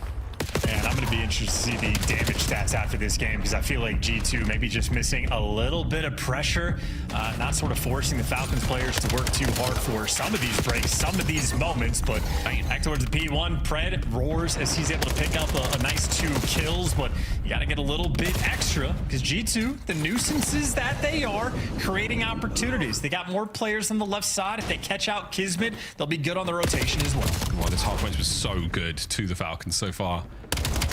Can we see some special stuff? Minnesota, what G2 are in. The spawns should be close as well. 10-point game. And it's a 10-point game indeed. Another set of kills going their way. Kremp now oscillating between the right-hand side and the front. We are waiting for the perfect opportunity for the break here from the Falcons. Eyes are on the first man, selling with great damage at range now. Kremp has to worry about the outside. Well, they've gone for the front, and 3 dead in the feed, and it's going to be a lead change. Minnesota are up, and Minnesota are fighting. Wow, I mean, just holding on to that rotation, and now you're sort of free and clear. Estrel's pushed up, taking a little bit of space on the front. You got Mamba posted, and great angle, great awareness. Worry about the back, and Mamba gets to call out all 3 players. Tries to do it himself, but with what Kremp winning the gunfight in the front line, I mean, that's enough. You can't win the game here, but you'll get those final 20 or at least make that mini-map mixing. Oh, the mini-map's mixing, baby. We're already on the run towards a new hard point. Sky is going to be the first man in position here. In position to deal with Kiz or not. It's going to be a reversal. Mamba now up next. Eyes on the man through mid. Cleaned up. It's going to be a big win from him, but the stun in position now to slow his approach. Trophy now at the time. Here goes the first hit, and Mamba has been absolutely skinned alive. What are you going to do now? Falcons are in. Falcons fighting. And that's an ever important trophy that's going to be down as well, so you're going to be a lot more comfortable on this hill if you were Falcons. Oh, we've just swung from one side to the other. Another kill now from Mamba. Back into it. Celian versus Mamba. Snakes at range. Who's going to be able to get in towards time? Pred now looking at a perfect flank. Can't get the kill on a Kremp. Too hot-handed. As 30 seconds to go, and you're still holding G2. So he's making his move, though. Look at the stuns, dude. Look at the battle. If you don't have a trophy, it's going to be a nightmare. And if you don't have a trophy, the nightmare gets worse. 10 seconds away, and G2 forced the map. 5 Falcons have made their way through. And I think Falcons, looking at the minimap, have at least bought themselves an opportunity on this rotation. We have another hard point nail biter for these 2 teams. Falcon have to find the break. We have to find the break. We're going directly towards new time. Kismet trying to be the entry man. There's 1 man out by Patio, and it's going to be the flank now for Pred. Can't get the second on the skies, but the kills are good. Now the tactical retreat from Mamba's got to stay alive. Finds himself 1, traded out immediately, and this is it. We're about to battle for the final few seconds. There will be no game 5 unless Estrel can punch a hole right through now. Exnid holds. Lead changes there. The contest is good, and oh my God, Kiz wins the fight. Is it over? Is it over? No, it's not. G2 forcing the final map in the series. Bang! Oh my goodness. I mean, yeah, you got the smile on Estrel's face. You got the stressed out response there from Riyadh Falcons, and that is an absolutely wicked, I mean, diabolical finish. Xnid might have just taken one of the best routes we have seen this year. On spawn at the old time, he legitimately goes on a world tour to go top side of the map and then picks up 3. He breaks the final hill, picks up 2 extra kills inside his small, and he helped Riyadh get those back spawns, and somehow, some way, it was simply not enough. I think whatever Congo line the G2 players had going, every single player just winning their ones, steamrolling their way through the front. Oh my goodness, what what a delight. Hey, you weren't wrong about the damage stats. It's the assists that I'm very impressed by there from the boys of G2. 250, 249. I'm doing my best. I'm doing my best to keep it together, man. But wow, game of 5. Oh, what a welcome to the year of 2026 here in the league. Let's have a look at the flow, because this one, I mean, this was tight. Look at that. What a turn at the very end. Falcons, it was so good. They did not stick the landing. And now we go to another search and destroy. Back to Colossus chance. What the hell happens here? Well, I mean, we'll figure out the Colossus and if Kremp can continue his destruction on that map. Kremplossus, or whatever we're calling it, can't remember, but that final P2 there, you could see from Minnesota where they were able to run the score up and get back in that game. I mean, that is a lead that the Falcons had for maybe 8-9 hills in a row, but G2, they found their way to battle. No stranger to a nail-biter hard point, and obviously this team for years now has been no stranger to a Game 5. We get to test their mettle again. I feel like Estrel has more Game 5s than any other player in the league in the CDL era. Certainly feels that way. I think that's a stat we can actually pull up. That's a Maven stat. That's a Maven stat. I made that one up. Clint's coming up in a moment, Chas. We could ask him very much about it, but ladies and gentlemen, we're going to go to a break. We're going to go to a break. On the other side of this break, a Game 5 Colossus Search Destroy to find out who walks away with the win between Falcons and G2. Don't go far, folks. It's going to be good. Scuff, official controller of the CDL. Monster Energy, the official energy drink of the CDL.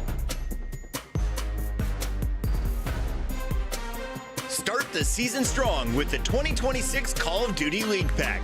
Grab yourself the CDL operator by scanning the QR code on screen or check it out in the Call of Duty store in-game now.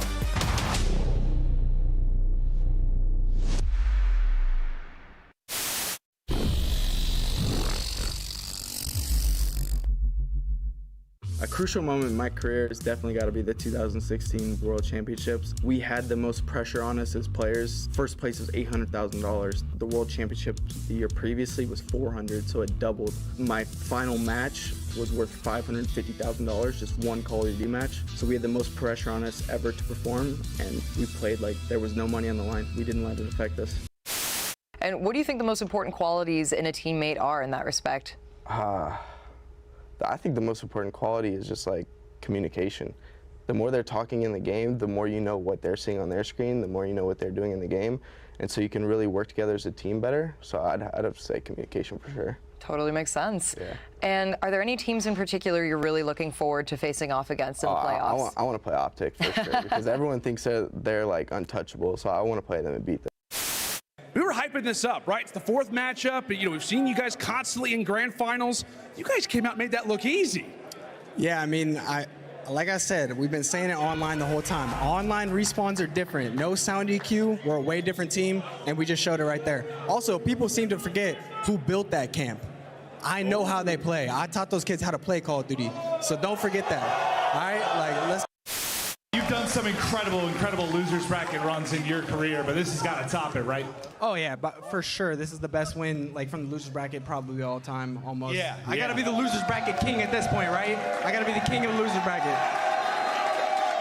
How proud of this squad are you, man? Oh, I'm so proud, man. You know, we've been putting hours in every day. Me, Kyler, Asim, and Pierce back at home, and then we picked up Spark because Pierce is unhealthy. Hope he's feeling better. And you know, we somehow pulled out a miracle. So I'm super proud of the guys. We've been fighting every day. Absolutely. We're winners. Congrats. You're better, bro. You're so much fucking better. You're good. You're good. You're good. You're good. You're good. You're good. You're good. You're good. You're good.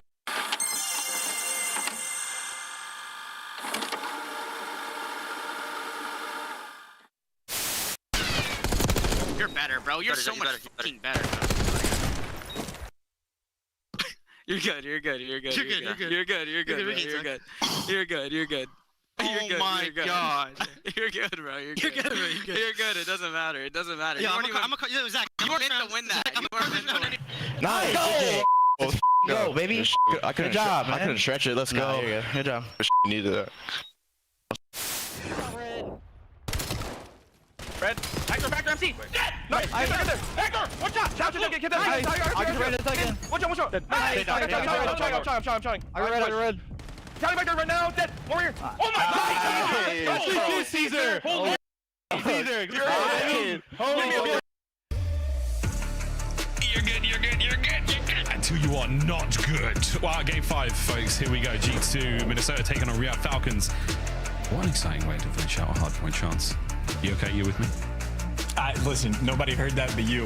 Estriel, clearly the player that when you think you're good against, he's the one that finds a way to either slam you on a nice vault S&D or be one of the guys there for one of the final kills on that hard point. So electric stuff coming through from G2 that will be meaningless if they do not get this game 5 win. So all on the line here, one final map for those sweet 10 CDL points. Falcons, this is their 5th series. They have already played this year, 2-2 in the standings, right about middle of the pack, but you want to get that extra edge, try to get that winner's bracket come major time. And right now for G2, just playing a little bit of catch up. This is only their 4th series. They get this win, they're evening the odds. But obviously Celium, a force to be reckoned with. He'll be putting out the damage. He will be challenged. Here we go. Right into this one. Game 5. When we think of Search and Destroy, we think of the island player who branches off on their own to lock down a portion of the map, find kills of their own accord. That was Slasher in a nutshell. One of the masters, one of the greatest to do it, and a big fan of his work. Can we get another? Bang! It's back to back for Bueno. The best Game 5 player of all. Okay. It's a great start, though. Great start. Real for real. Prim. Mamba on the other side, and G2 Minnesota strike first. And, you know, it was a theme sort of on map number 2, exposure, of just the ability to bully the other team out, get that confidence, that little extra edge, just for things like positioning towards the middle of the map. So Sky's establishing round 1 dominance with that sniper rifle. Already a nice little get back from map number 2 and a very strong start for Skies. Yeah, the first, a lovely one. Pred, I think it's the slow peak. And Pred's, yeah, he's holding it down, but it's the tiniest shoulder on that side of the map. A freebie for Caesar Skies Bueno. Invests early in this game 5. Now it's him versus Celium again on the outskirts of the map. Oh, we're still holding it. Smoke helps. Don't shoot Crimp. Don't shoot. Wrong game. A little bit of a shuffle with him on the outside, but no one's showing too much face. And Celium, yeah, he's the only man on that side of the map right now. The big guns. Kismet not going to show himself here. And Estriel, if you knew what we knew, you'd throw a nade. Mama did. Yep. First blood. NPC for Pred. Eats the frag. Man, he eats it bad. It was a tough one. He has to back up now. That's going to give opportunity now for the bomb plant. That's going to be it. Estriel putting it down. Smoke for the retake. Up over the top. X did great damage, but he walks into trouble. He is the trouble. The kills are there. It's 2v2. Massive work from Stellium on the trade, and now it all falls down to Skies. The big gun. Not in a great spot to cover it. 2v1. He's going to hit the defuse instantly, and Celium not afraid of the bright lights, not afraid of the glint of a sniper rifle. Unwavering on the retake. Yeah, the sniper giveth and the sniper taketh away. Celium, obviously the menace there towards the end, but Xnid is getting twisted over towards that site. I mean, that is a 3v4 retake. The smoke didn't even really make it to Mixie. I don't know if that really interfered with any of the gunfights rolling through. I think that's just Xnid, just sort of balancing on the razor's edge. Good damage output, good snap on the player that was actually up top in P1, and just the ability to stay alive and let your teammates come and help you out.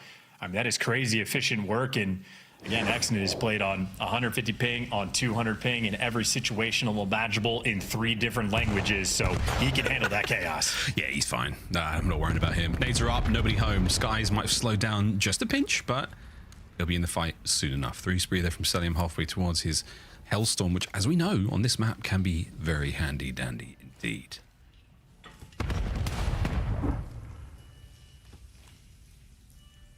Big old stack towards the B-bomb side right now for G2 Minnesota, and now the play is on. Enough gunfire has hit, and the nades, it's a double nade attempt right now, but I don't think it's going to work. Man's already out. Crimp slips the next somehow. Catches himself one. Trades are on point now as Estriel gets himself involved in the man advantage for G2 Minnesota. How long will it last? It's a 1v1. 30 seconds to go. World champ versus the rookie.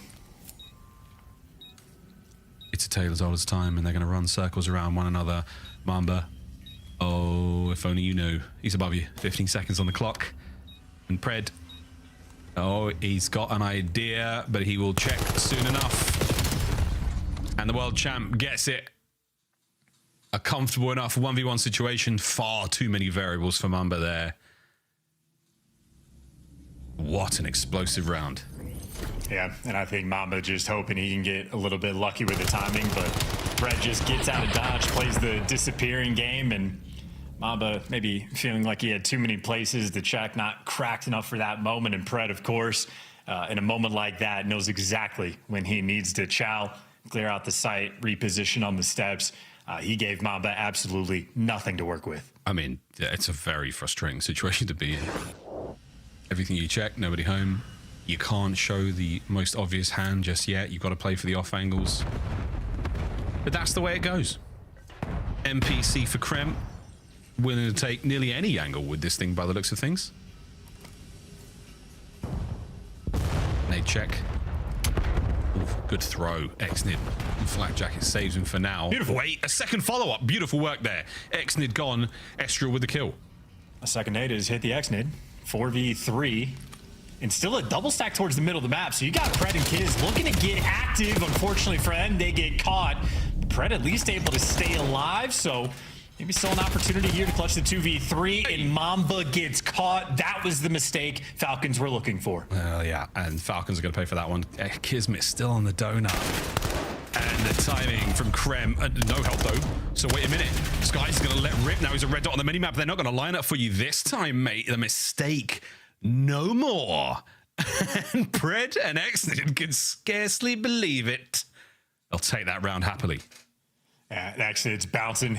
That smile, that damn smile. Any confidence they lost after round one, that quote-unquote sniper dominance there from Sky as well, feels like that has evaporated. You might have mentioned Kiz on the donut, but it was him and Pred working together towards the middle of the map, and that is all three players that were there for the Falcons working to make sure that they had the teamwork going and flowing, team challenging virtually everything. Mamba was the man that wanted to go on a solo mission, and, well, he met his bitter demise. Falcons up 3-1. They're feeling good, and, yeah, Pred on a 5 spree. Yeah, it's 3-1 here in Game 5. We had a high velocity round shoot right by Pred there. And smoke. Oh, he's just checking. I would leave. I would leave. You've overstayed your welcome. I think, sir, it is time to depart. The rest of the Falcons now making their way over towards A, but so is G2. They've read this just enough. Sky's going to keep the boomstick on the far side of the map. Here comes the reinforcements. Oh, dear. Is the timing good, or is it great? Mamba, the man to strike first. The trades are complete, though, as a bigger fish is Celium. He finds 3 with only 3 HP to go, and now... Skies, we are asking a lot of you there, brother. The Falcons are roaring. Yeah, and no more snipe for Skies. Admittedly, it wasn't doing anything for him anyway.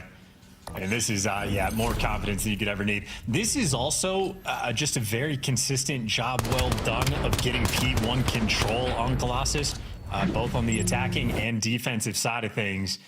Falcons just able to get that dominance. And while all these players worried about the guys up top, worried about the mid-map pressure, Celium just gets to make a nice little highlight reel play. Shreds 3 players in the monster of map 2. Well, has not been quelled here in map 5. Oh, he's just, he's a search and destroy superstar. It's a 6 run from Pred. Celium's 3 certainly gets to the round. 4-1 right now as G2 Minnesota. The ice cold north is looking melted so far here. Smoke over towards A. Plenty of space to take over now. Great nade from Pred. Doesn't connect, funny enough, but there's going to be enough players there over by the A-bomb site. And they've backed up chance. G2 not quite committing to the plant yet. Hello. Look at that. 3 players ripping, ready to go. I think all you got there was a call out and some dots on the minimap. Xnid, whoa, on the cover of Sully making his way forward now, pulling a little bit of the attention. Are you going to get the plant? Absolutely not. G2 have been suffocated here. And once again, they've got no hope. Man advantage now for the Falcons. Celium still on a spree. And no bomb plant yet either. Wow, I mean, we're just getting freebies now and bomb down. G2, this has been a sloppy S&D. Yeah, Kismet confirms the dropped bomb also. And this is an unbelievable spot to find yourself in right now if you're Mamba. Yeah, check them all, mate. Check everything. There's a Celium around the corner. A quick recovery. You take the win. You're never going to get the second guy, though. Falcons, game 5, looking good. Yeah, I think making up for that 1 point loss they had in the hard point, trying to reestablish that dominance, and stressed out is G2. Gonna need more than a prayer to win this one. 5 rounds in a row they would have to collect. And I mean, I just think, you know, when we look at these stats, I think the assists are going to be out of control from Riyadh. It feels like even when they're man down, just their teamwork and ability to team chow every single gunfight, they're able to find these isolations. And I just think for G2, the experience has been very different. Every gunfight they take, they're staring at 3 different players. Yeah. It's stress is one way of putting it. The stress seems to be getting to Mamba in the player cam. Well, we're going to try to forget all about it. We're going to run right over the top of this one. And Xnid, first man in, and Krem gets 2. Can Krem get another one? Oh, what an explosive opening right now for G2. A lifeline they sorely needed. It is 5-2 here in the 5th. Well, there you go. Take a nice little 12-second round. Kremp there for 2. Nice little setup and a good play call as well. Triple stacking the B side effectively there on the defensive end. And if nothing else, the grenades of G2 have been fantastic. Yeah. We've seen the openers hit very well. I mean, this was the POV of Krem. Eyes on the bomb drop as well. Beautiful stuff. Mamba and Esther will clean up the next. Yeah, the amount of nade kills these search and destroys. Very, very impressive indeed. This one, though, nowhere near as back and forth as Exposure was. Falcon's still running away with it. But it's not over until it's over. Nade connects, pushes Sally back from this position by the B-bomb site. The stuns imparting nothing but wisdom now to the Falcons lineup. But they have not really taken too much of a move. Here we go, though, over towards B. G2, what will you do with the objective? Nothing. They'll throw a smoke. They'll get all that pressure. By the way, Celium didn't even ask for any help. Nobody wraps back, even with that amount of pressure. Instead, G2 are re-wrapping the map now with no space.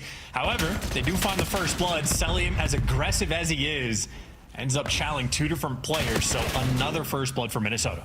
Yeah, with the kill, though, are you going to do something? We're going to go towards A. We've got a man in position already. That's going to be Mamba, but he's now exposed his back, and now he's in trouble.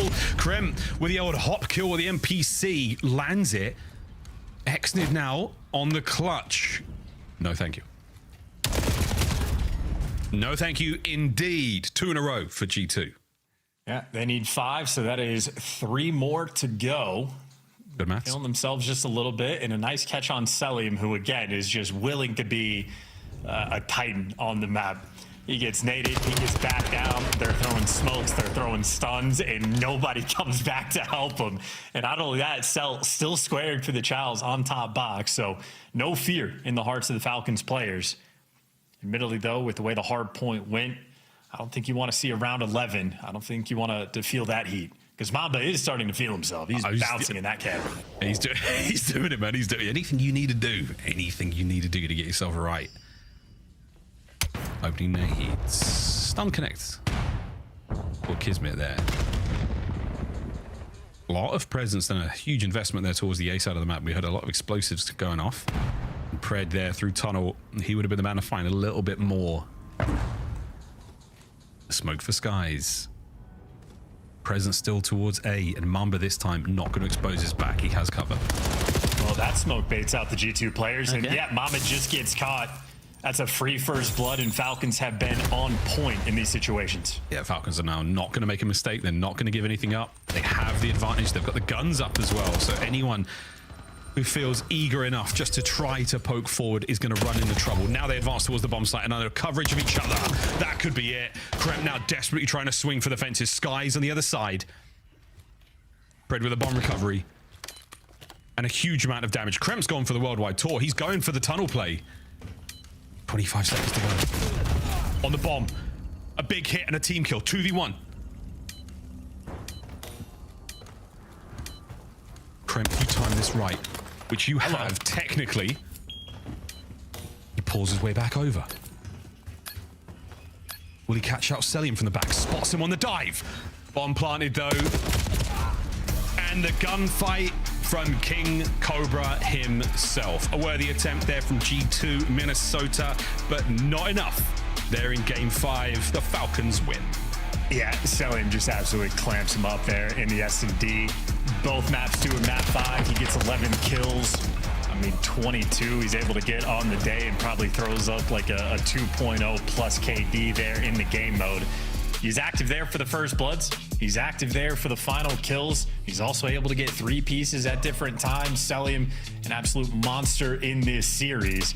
And as much fun as the hard points were, inch or mile, doesn't matter. 10 CDL points. Go to Riyadh, a 3-2 record they have now posted. They are posted. Well done, Celium, again for his superb search and destroy performance today. No shenanigans there on Colossus. Exposure still looking a little bit shaky. That was a really nice back and forth. map there, but that's the end of the series. And the desk, shout out the desk, all of you, and the fans, all of you called it. Even Christopher Puckett, even Christopher, I'm going to pick the other team no matter what the desk says, Puckett. This time, right. He's got a lot of catching up to do, indeed. But hey, you'll take that with the Falcons, 10 CEO points. So sweet. The start to the new year it is for them. But yeah, the desk, guys, all of you. Feeling good about that pick, right? Perfect predictions in 2026. I do want to give credit to Joe, though. He said it was going to a Game 5 before the series kicked off. You saw it coming to fruition, and you said Falcons were going to come out on top. Did you see Celium being the hero that he was tonight? I mean, yeah, the search and destroy was just fantastic from Celium. I mean, if you're a Falcons fan, maybe a little worried you lose both hard points, but they were close. Probably should have won that game 4. Guys had an incredible play. This is kind of what I thought with map number 1, seeing the Colossus. I'm like, man, we're going to square up with Rocker. It didn't work out, but in terms of for Falcons, their search looks great. On the G2 side, you mentioned it, they're always going to go to a Game 5. They're going to give their fans hope, but then that might crush down. Let's take a look here at the highlights, because Skies opened things up with a nice 2-piece, putting the snipe to use. After that, it seemed to be kind of the bait and switches out of the Riyadh Falcons that win the S&D. Yeah, I would say, Falcons play with a poise that we just have never seen from this organization before, and that's a credit to this roster, the coaching staff, the work that they've put in. I mean, you watch them in this search and destroy so many rounds where they're just not giving you anything, taking their time. You try to execute a push over towards this site, you got to deal with Celium and Exnid. And there were a lot of rounds where Exnid was pulling out that AR, just slowing himself down, and I think it was, whether that was a game plan specific thing going up against Minnesota, who SGO and Kremp are always going to be trying to make plays. Well, Exnid's just not going to be there to square with them this time, and it just worked out so much in their favor, particularly on the defense. Joe, I saw Exnid working with Celium. I see Celium working with Pred. These trades were so clean. It looked like they have been drilling search and destroy. Is that truly a coach? Is this just the reps? How do you get this better if you're a Falcon? Well, I mean, there's always sort of discussion with breaks like this.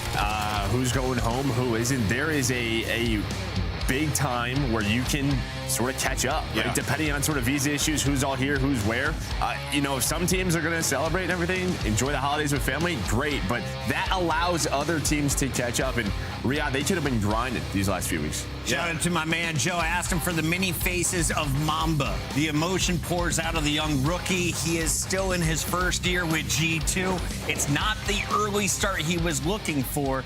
You can't let frustration start to settle in. I mean, you're 2 Game 5s away from being 3-1, right? And this is what you sign up for when you join a Minnesota team. The cardiac Minnesota, that's what I call them. It's always a heart attack when you're playing this team, but they need to see some of these Game 5s fall through. Yeah, the problem is their schedule gets very tough. That's why today was like a must win for them. But I was just thinking, dude, on we're celebrating Slasher, obviously, with his retirement and everything, but that Game 5 was sort of like Slasher style. Get a first pick and then just slow it down, play spread, especially on their offenses. Falcons looked right there on Colossus. Bringing it back to the start of the show, Merc is one of the best in the business, but who had the best play of this match? It's time to find out. It's your scuff play of the day, and I think this one is probably coming from Overload because we mentioned the swing game is going to be crucial here in Black Ops 7.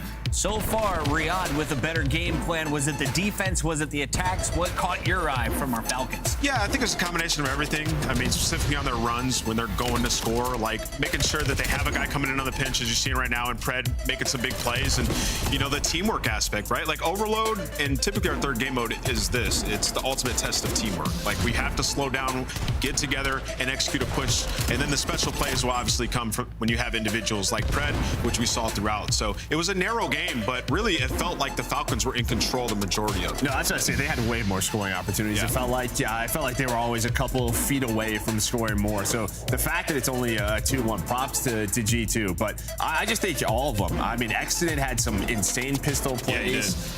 Kismet, he was the guy sort of leading the charge in a lot of these, playing it slow, rotating the ball around. They looked good in that Game 3. Kismet isn't playing for the stats, but he's definitely playing for the dub, and it's great to see the team finding success. We're going to be joined live here by a Falcon in just a moment, and I'm told that Pred may be the one joining us on the mic. So I want to hear from you, Joe. What are the expectations for Pred on this season? Because he comes off a world championship, kind of disappears in the previous title. Now he's got a great world championship squad surrounding him once again. Yeah, I mean, I think he has to be a superstar. No doubt about it. I think it's sort of him and Celium. Those are the two guys you're building this foundation off of if you are Falcons. He has to lead the way when it comes talent-wise. So far, far, so good. Like, they've won 3 in a row. But when it comes to those top 4 matches, those big dogs, like, he has to step up. And that's what you're kind of looking at. Him and MC, it feels like they're getting to a little bit more flow. And we saw a new SMG coming out in this series. We did. So is this a weapon that might cater to Pred's playstyle? Oh, 100%. If he wants to start pulling out that NPC and going rogue, I think he can take over with that in his hands. We saw it a couple of times, even on that game 5. It's just when you're up close with an NPC in your hand, you are winning that gunfight. And you can get out so fast because of the attachments that change your movement, right? So, yeah, I think if he starts adding that to his arsenal, it'll be even more dangerous. Ladies and gentlemen, we're heading to a quick break. On the other side, we'll be talking with Pred from the Falcons, and we have one more match to go. It's Friday, 2026, Call of Duty, back in action.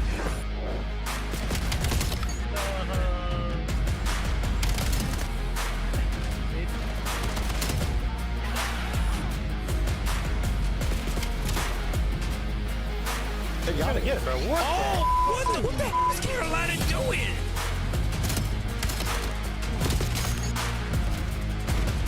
Ravens looking not great. Black Ops 7 returns to the Esports World Cup in Riyadh this summer. Scan the QR code to be notified when tickets go live later this month. Look like the pros to play like the pros. The CDL team skins are available now. Scan the QR code or check out the in-game store now. Monster Energy, the official energy drink of the CDL.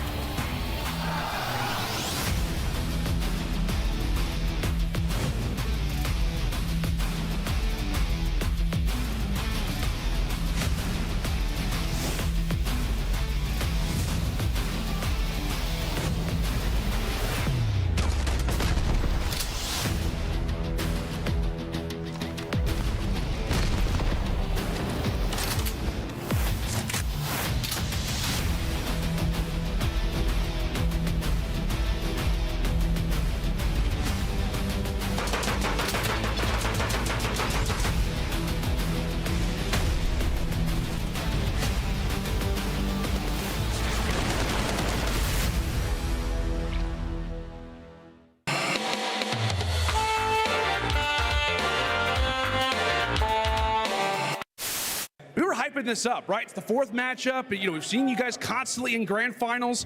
You guys came out and made that look easy. Yeah, I mean, like I said, we've been saying it online the whole time. Online respawns are different. No sound EQ. We're a way different team, and we just showed it right there. Also, people seem to forget who built that camp. I know how they play. I taught those kids how to play Call of Duty, so don't forget that. All right, let's. Just grab on.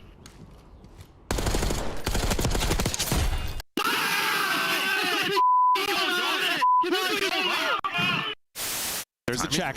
Oh, I like it more. Spray me in the face.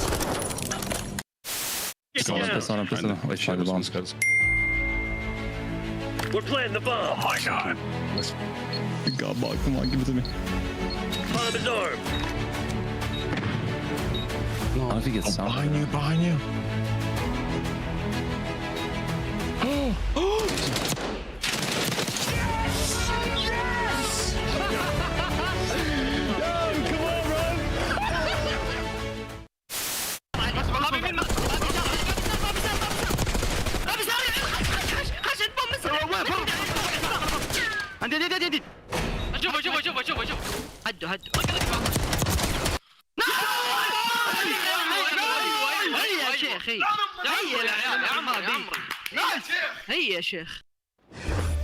Welcome back to the Call of Duty League, where we just witnessed a win from the Riyadh Falcons. This is going to put them in a nice spot to make it into the winners bracket come Major 1. And for G2, they're in a very tough spot. But Nameless and I are now joined by a very special creature. He plays for the Falcons. He's always smiling after a dub. Pred, welcome to the show. How are we feeling tonight, my guy?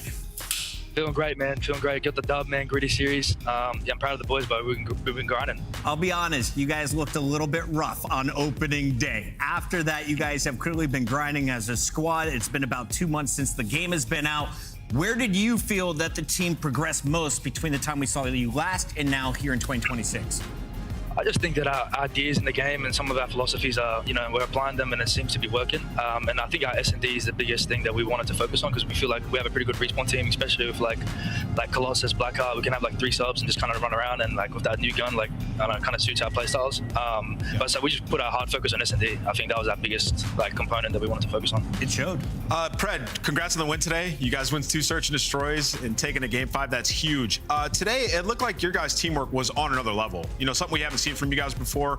Every single time it was 2 or 3 of you guys in the fight together, working in unison. How did you guys improve in that aspect over these last couple weeks?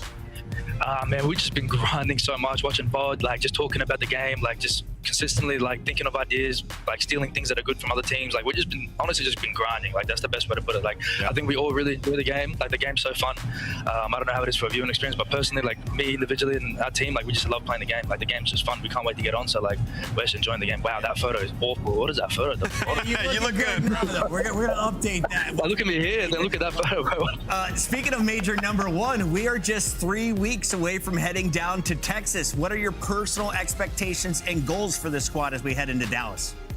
I mean, I just want to win. I mean, that's as simple as that. I just want to win. I want to win for the Falcons. I want to get them their first championship. The fans back in Saturday, they'll be going crazy for us. Shout out to them. And yeah, I want to win for the Falcons. Well, it looks like you guys are on your way to the winner's bracket. If you keep it up, congrats on the win tonight. Thank you, guys. Appreciate it. That's our guy, Pred. That is the Falcons with the first win of the day. But here on opening day of 2026, we've got a double dose. We do. Nameless, this is another big matchup for a team that wants to avoid starting an elimination. Talk to me about it. Yeah, I mean, you look at it for the Miami Heretics, they're sitting at 1-2, right? You got to catch some dubs. And this is the easiest game left in your schedule, going up against the Carolina Royal Ravens. So a must-win situation if you're Miami. The tail end of the schedule does get super difficult. Despite them looking good, still, push comes to shove, you got to win. So today has to be convincing. Miami's got to get the job done. Carolina, though, is looking for a fresh start after losing a crucial piece. The face man Slasher decided to step down, and he talked to the world about his decision. Wasn't fun anymore.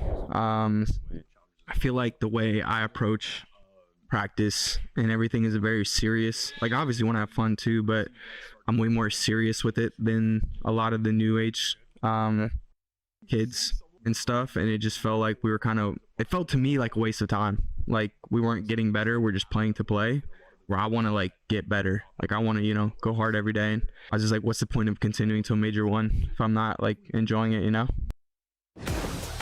Where is that awesome clip from the podcast? It sounds like some content you should be checking out at home. We got Exceed, Craze, Nero, and Lurks filling out the lineup. Now, Exceed is the name we want to focus in on because he's the new face on the lineup, but it's not his first time in the CDL. Yeah, he just came in with the LAG Academy team that got bumped up, and if people remember back then, I mean, they were competitive, and Exceed showed some great moments, and all those years of him playing extremely well in challengers, he was always arguing like, yo, get me in the league. I see these guys underperforming, so getting another opportunity here with some good players around him, players who recently came up like Craze and Lurks that we've been waiting to see what they can be. That's what they're hoping for. Get these guys all playing at the same pace and on the same page and have the same practice habits. You heard Slasher talking about it. It's a different world now in the way these teams practice and how they want to approach it. So you get somebody like Exceed who's like-minded, maybe you strike gold. But this is their opposition today, the Miami Heretics. They've lost 2 games, but they've looked damn good in both of them. Yeah, I just wish that Slasher could speak Spanish because I feel like there's a squad that is always trying 110%. It's the Heretics. Method Sick, one of the greatest leaders in competitive Call of Duty,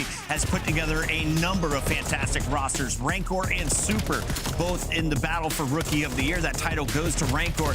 Here in Year 2, I feel like they're already veterans. They're kind of considered leaders in this space. So what are the expectations for the Heretics after a lackluster start? Yeah, I think, if you're a Heretics fan, you're hoping this team at least continues the level of play that they had last year, which was like perennial Sunday and in play, and hopefully they can take that step to win a championship this year. So far, they've looked good, and if you eliminate that first hardpoint that they lost, which was 250 to 75, they're like a top 3 hardpoint team in the game. So everything profiles well for Miami besides them getting those dubs. So hopefully they've had the search and destroy improvement to where they can have a little bit of easier time in these series going forward. Match is ready. It's time for your Scuff Pick'ems, and I'm going to kick things off. I'm going with Rancor and the Miami Heretics. Despite it may be SMG friendly, I think Miami might do some dirty business here. Yeah, I mean, the strength for sure on Miami is through their ARs. We are kicking things off on a black heart. I'm still going to go Miami. I just think they've looked so good, even in those losses, and I think they've improved. Allie also is weighing in with Miami. She'll be joining the show when she can. And, of course, the fans are feeling the Heretics. Merk and Maven, how are you feeling about this series? I'm excited. Listen, Joe's going to have to carry me. I'm a little loopy today. What did you give me, Mucinex or something? Yeah, I had some Dayquil. Woke up with a head cold.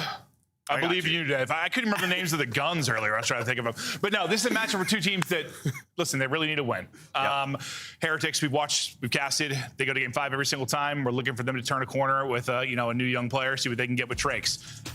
What are your thoughts on the other side? That's going to be the big conversation. Exceed coming in, it's got to be a different vibe entirely, right? Like, we know how Austin is. Yeah, he had to be impatient, fed up with how things were. Well, I just think kind of what he was talking about in that clip.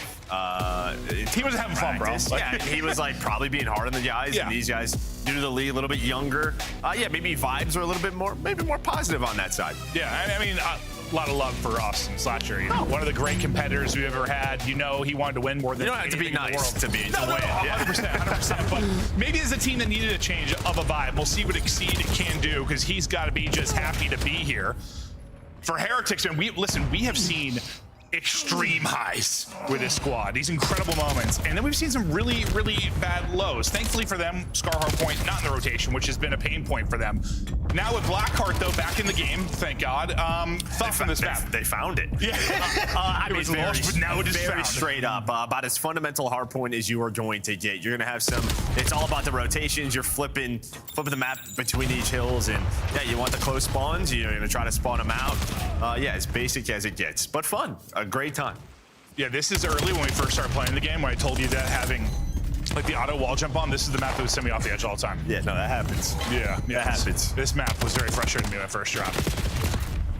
But your like AR heavy maps, Heretics have been kind of lights out. We know what Super and Rancor can do. This is not going to be one of those AR heavy maps.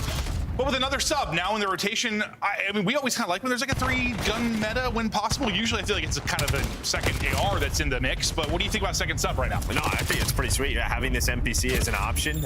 Again, mid-range, it can be a little bit tough, a little windy. It can be hard to connect with those shots. But close range, you are just melting. But it's actually the M15 of Rancor through P1 that is going to find it. Right at the start of that P2, Craze tried to do what he could on rotation.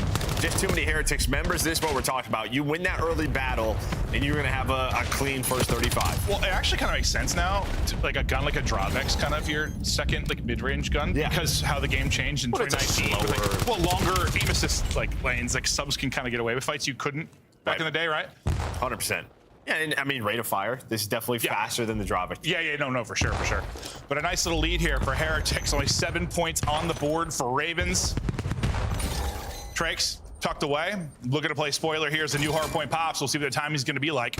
And this Bring is around the rows, here we go. This is going to be the key to Blackheart, is you have to respond. And on this first attempt, they might get immediately broken at this P3.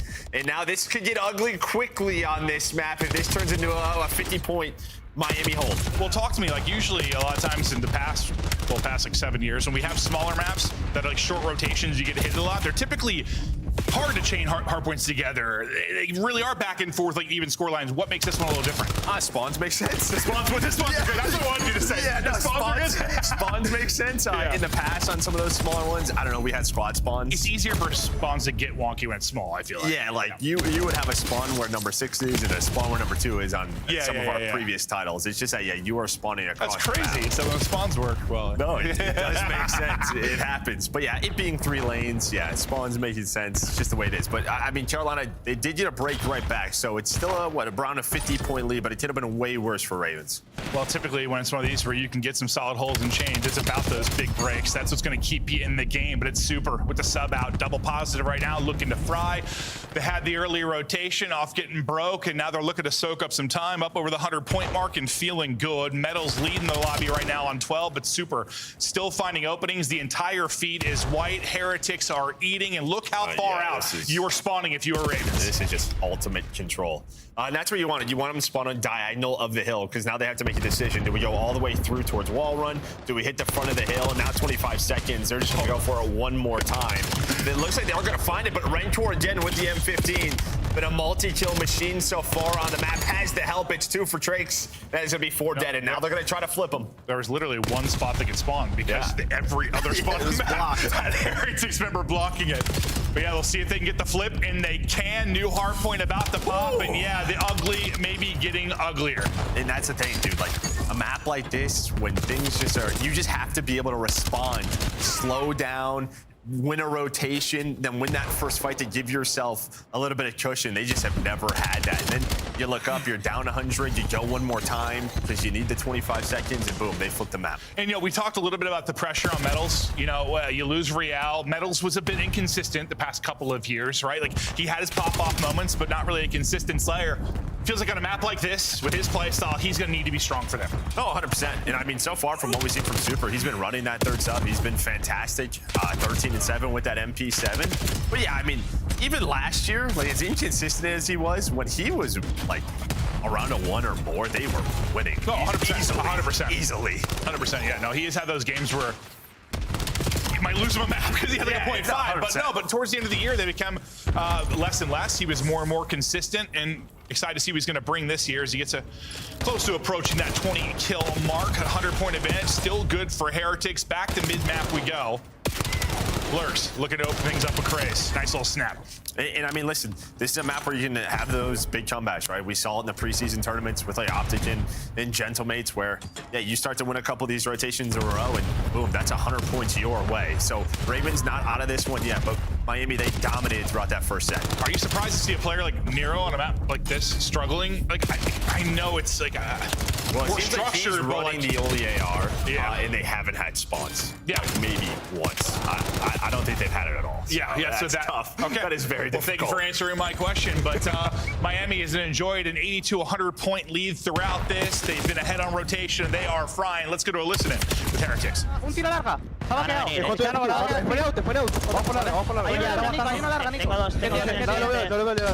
quedado. Chavales, un tiro 7 feet. Son dos, están dentro los dos. Sí, aguanta. Hay una larga. Vale, va a ir larga. Pucha larga. Va P1, están P1. P1, una bala P1. Escuchadme, vamos a ir juntos por un lado. Vamos a decir algo juntos. No sé. Derecha muerto. Bueno, vamos derecha. Fronte de cara a tu Nico. Vamos derecha donde más, chavales. Vale. Aguanta. Vamos. Otro a fondo. Fondo, no sé qué. Te tengo C1. C1 no tengo. Te flanquea. Un tiro para el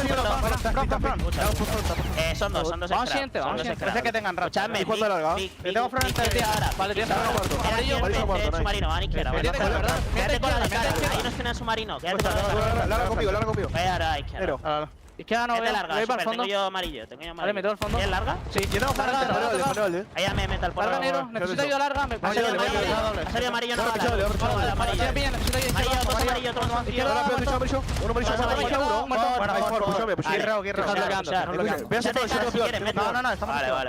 Uno Vale. Están abriendo medio. Doble, no sé.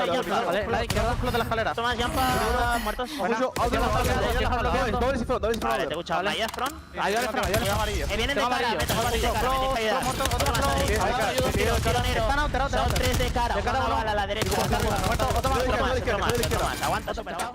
Ravens mounting a bit of a comeback, made this a bit more competitive, down 50 now. A big fight going down towards the point as Exceed trying to contest, but the close spawns in the back and the numbers there for Heretics. Their chance to answer a bit of a surge from Ravens. Yeah, I mean, listen, Miami, they did what you needed to do, which is, I don't know, on a map like Blackheart, sometimes you feel like you can hit it one more time with 20 or 25 seconds left just because due to the nature of the smaller map. Oh, he's got to hit it again, that's when you get put into the blender. They just kind of slow it down. They get the 4 dead right at the start of the P2. You had a chance maybe like halfway through that hill to break that up if you are Ravens, but Miami just doing what they do to hang on to this lead. Well, Metals has had himself a map, 28-17. He's on 5 straight currently, 25 more needed for the win. Team kill not going to help. You still have players here. Spawning out will be Rancor. He'll try to fight back in. The multi from Lurks might open him up, but Super keeping the Heretics alive inside as long as he can. Didn't really buy enough time for the reinforcements to get there, but it's still chaotic. It's a multi-kill from Exceed that at least keep them in the point. Ravens still battling. And this is what you already see. Miami's just starting to rotate on over. They got to deal with number 2 in Nero, so they're able to find him. They do not want to get flipped out here. That is why Trays and Lurks are flying up that map. You see where 7 spawns, but he immediately going to retreat to his teammates. That's going to be super. So yeah, around 25 seconds, Miami just like, they kind of call it off. They slow it down. This seems like, map where you need to be disciplined. That is not when you want to die. Yeah, Death's come at a real inopportune time for Heretics. Pushing forward, Ravens now inside and fighting. Down 50 still, super earned a streak, and he's going to call it in. Playing from the back. That was Rancor. He's going to fall. 2 players tucked away to hide from the streak. They're all going to be in there. Yeah, all inside of one room, just trying to stay up. All the positions going to be known, so Heretics going to try and lock him in. I mean, they're all in here, but Nero's just still hanging on. Nobody's been on the hill this entire time. Super finally out of that streak is across the map. He's just going to play the objective. Metals is able to win the gunfight. Now you have to go if you're Exceed, but you are blocking the back. Teammates pushing through the wall run. That's going to be Trays on the hill. And then it's just fights all over the place.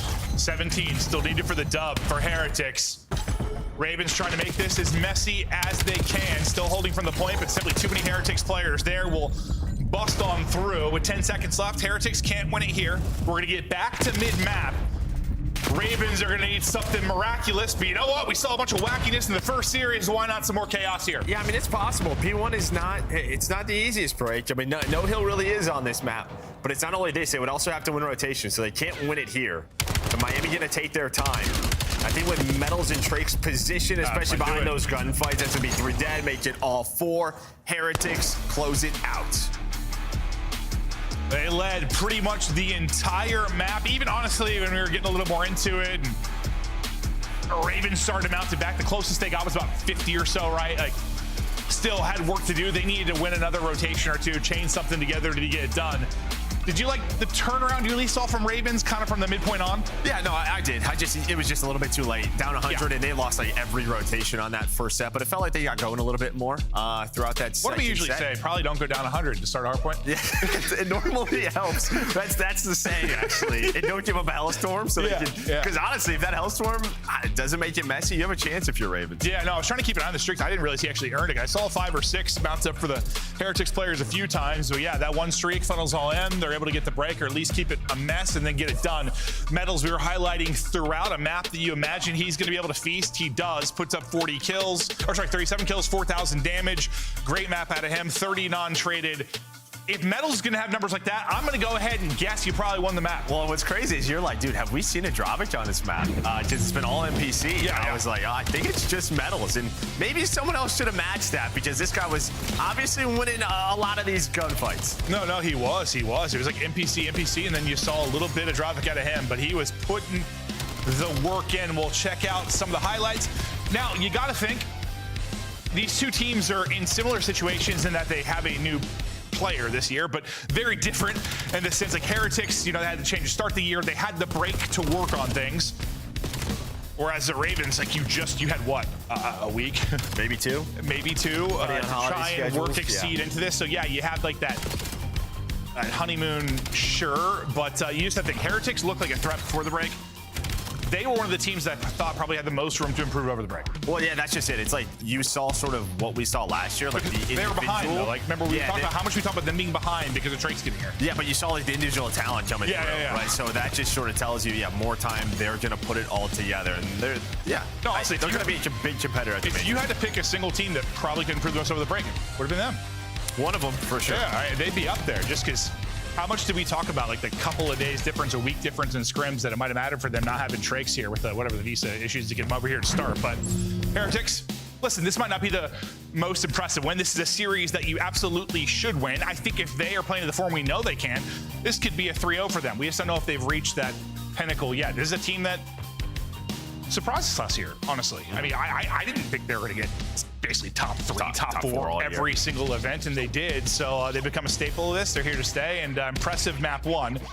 Now we'll see what they can do in Search and Destroy. Yeah, and then on the Ravens side, it's just, it's tough when you get a brand new player, and now you're going to have a very tough schedule moving forward. It's almost just like a reset of the year. Like, it really is for Ravens. Like, they're probably going to start in the loser's bracket at the major. You only lose 1 match there, and you're out. So it's just like, you're almost looking at stage 2 at this point. It's funny, you and I have had so many, we've done this so long. We've had so many talks about COD quotation marks that like stuff like blurs in our heads. Yep. We just talked about so many things. Like we were talking on the way in. I'm like, bro, like how many times have Exceed been in the league? Like 5? In my head, he'd like come in and out a million times because he's been in the conversation for it so many times. Like the next guy up.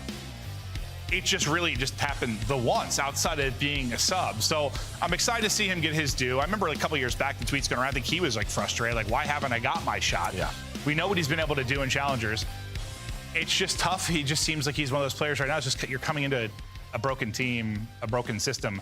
Not everyone gets blessed when you just come into a good spot. No, it's always the sort of the challenge, right? Accepting certain offers if you're a Challengers player. By the way, Challengers scene right now, awesome. If you're looking for more COD content during the week, check out, they have the Elite going on right now. A lot of great teams to tune in and watch. But just in general, it's always tough, right? Because if you are sort of a vet down there, you're probably not going to get many more chances because everybody else who really wants to improve, they're going to go for the young talent. So it's like if you're Exceed, you kind of have to say yes and hope you can turn these things around. Yeah, it's just not often that you're in a position, I don't know, maybe like a Luka, we'll see what happens there, but like where you can say no to people.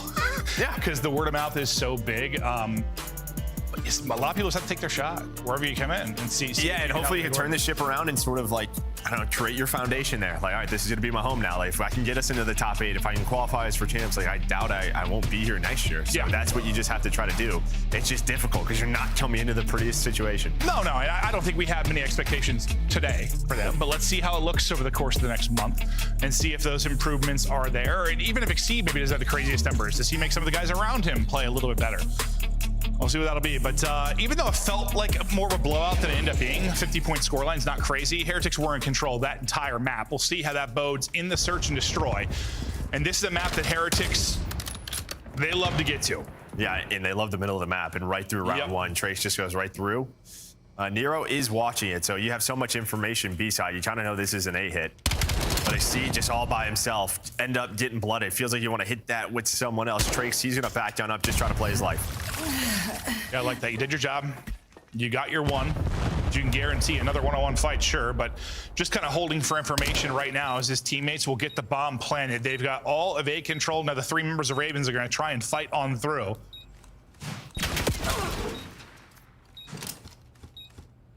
I like this. Trace is staying alive. He still can use his bumpers when he needs to. Super's going to hit a snipe. He hit another one.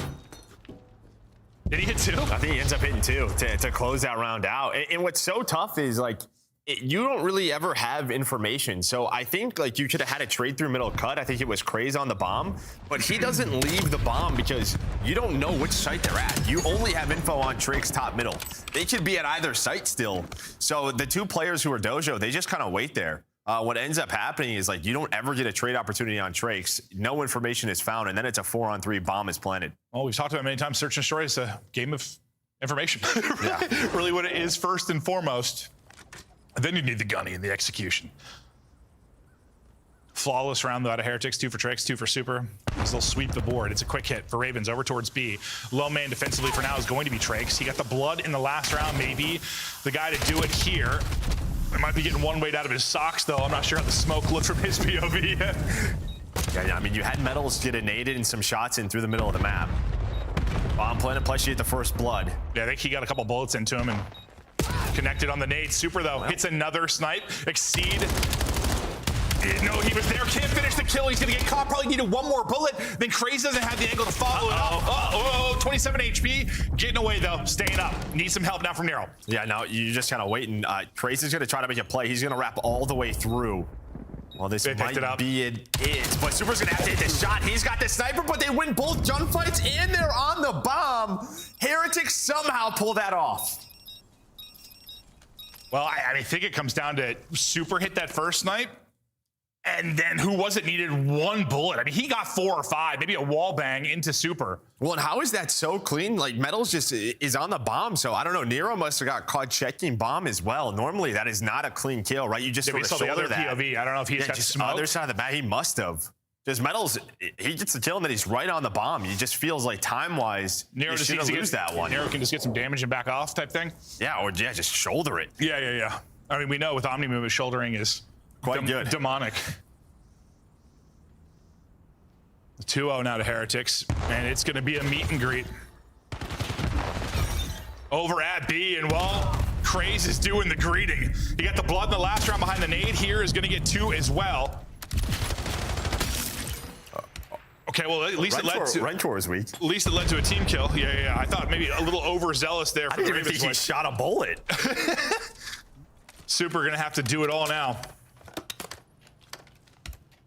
He's hit some snipes. He's going to have to hit potentially 3 more. He doesn't have bomb. That's down towards B. Some time to work with. 45 seconds to go. He might just play his life, right? This is kind of what we talk about with the sniper, because he died last round. So we'll see what he opts to do.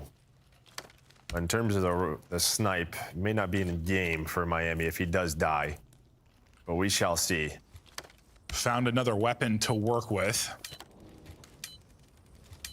But that seems to be the play. Just taking his time, clearing everything. We'll see if Ravens opt to hunt or they're just going to chill. Looks like they're good to just chill for now. They might start to fan out here in a couple of seconds. Gonna hunt the op or not? Yeah, looks like they're not gonna hunt it. Play a little economy game here. Yeah, Super. yeah. So yeah, he's just gonna play his life for the final minute, make sure he stays alive. And well, it is all Craze right now on the Ravens side, locking it down. Able to find those first 2 kills in the round, just slows it down, and then yeah, I mean, 4-on-2, and somehow just 1 bullet on the Rentor. I was just staring at the minimap, and I was like, it's gonna be a meet and greet. You saw 3 players in each team hitting it. I just didn't expect Craze to get 2 cleanly does he even in a second. Shoot here? I guess he does. Yeah, just little tap, a little late. Nice gunfight win, Ranker. I'm gonna go hide with my sniper rifle. He was ready for the trade. Yeah, no, he sure was. He sure was. As you said, all Craze, as he's on 4 straight. Takes some damage to him on the cross. Got a first blood from a similar position. Gonna do it again here. Trakes, again, is going to be at the receiving end. Craze, 3 first bloods now to his name. Lurk still looking for his first.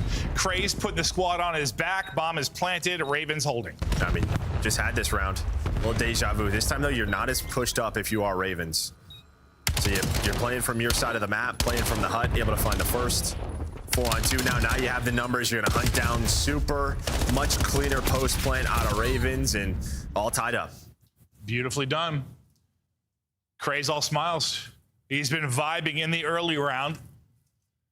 And it seems like defensively there, Heretics got to do something different towards B. Like, it feels like Trakes is just getting isolated. Well, this is like day 1 dead. Like, this is what they were doing. Yeah. Like search tournaments day 1, just sort of going at this bomb site. And yeah, I mean, when you're a new team, you're just going to do that. Yeah. But yeah, it's more just Trakes need to back it up and wait for help. Do they just play the retake game? Yeah, you either want him to find one and then just get traded out, or yeah, just find the info. And but it's just back-to-back defense, and he's got away with nothing. And then it's Super in a difficult. Well, they did bring it back the 1 round because Super was able to hit a snipe, but a little bit different of a snare. He did get a little too aggressive that time through. We'll see if Heretics, though, can stop the bleeding and get themselves on the board after losing 2 straight rounds. Trakes got a first blood from a similar position up mid-map in round 1. Right now, Heretics dealing with some aggressive defensive play out of Ravens. As you said, sometimes you just want to hit stuff when you're a new search team. No, yeah, you take a couple of chances. They try to find the flank. I mean, Trakes is working out middle of the map again. This has been the key for Heretics on their offense.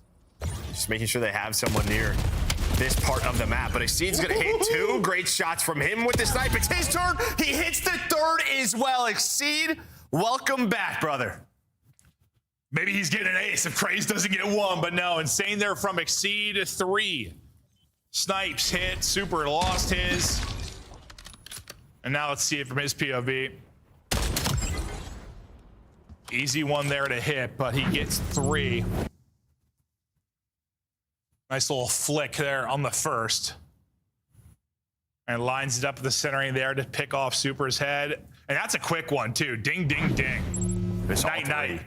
Just very clean. I mean, yeah. The first flick, and then yeah, just has the positions for the next 2. But great stuff from him. Craze streak still going. He's on 5 in a row. It's 7-2. Heretics look good in the. Well, I mean, really, just the round 1 was clean. They had to bring back, what, a 3v4 in the round 2. So Ravens have been in a good position all these rounds. What we want to see, maybe some difference here on defense for Heretics on B. Yeah, it's not the same offensive push out of Ravens, but they decided to get aggressive there with a couple of players. Well, the questionable one, because Exceed was the bomb carrier, so you have a bomb site control now, and you're throwing all your utility and all your nades to take this, but the bomb carrier died across the map. So I don't know if that was meant to be a fake or what, but not what they wanted to happen. I think probably a fake, but Heretics got aggressive and kind of called out the fake. Just isolate 100%. Yeah.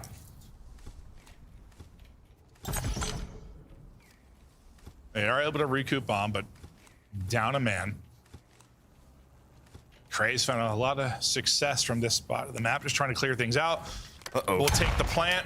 That's a lot of info. Nero's going to stun a couple. Four-man flank. Yeah, and then look at that. I mean, he knows all 4 pretty much are going to be there. So you're just running around as a unit if you are Heretics. If that stun does not connect or if he doesn't have it, probably dead is Nero. He's going to get traded out, and then Trays maybe dies right after he plants that bomb. So you have a chance here if you're Ravens. Chances dwindling. Now to 2 versus 4. Damage in behind the nade. Trace going to try and chow. He'll get the wall bang through and win it. Metals will find the final. Good job there on the 4v3 retake. I thought they might play like a 4v4 retake in this based on Trace getting picked the last couple of rounds. That didn't really go how I thought it would exactly. The final part did. No, I mean, but you found a blood early. You help out Trace. He gets the first blood. He's able to get aggressive B side. But again, I mean, yeah, I think Ravens got to figure that one out, or not sure exactly what they're doing, but I see just can't get caught with bomb. Well, it feels like Trace is just like, down. Guys, trust me, let's take B side control. Yeah, let's take B control. They've been pushing me out. He's like, oh, bro, I just got melted. I cannot believe this. Well, I think he knew that. That's a. I think he knows that's a bad death in the scheme of things too, just being bomb carried over there. He's just like, guys, I'm sorry, I got evaporated. It's Call of Duty. I was dead instantly. I was just trying to play info. Exceed hitting the flick again. Don't go towards B when he's got snipe in hand. A multi from Craze. Make it 3 for Craze. His map continues.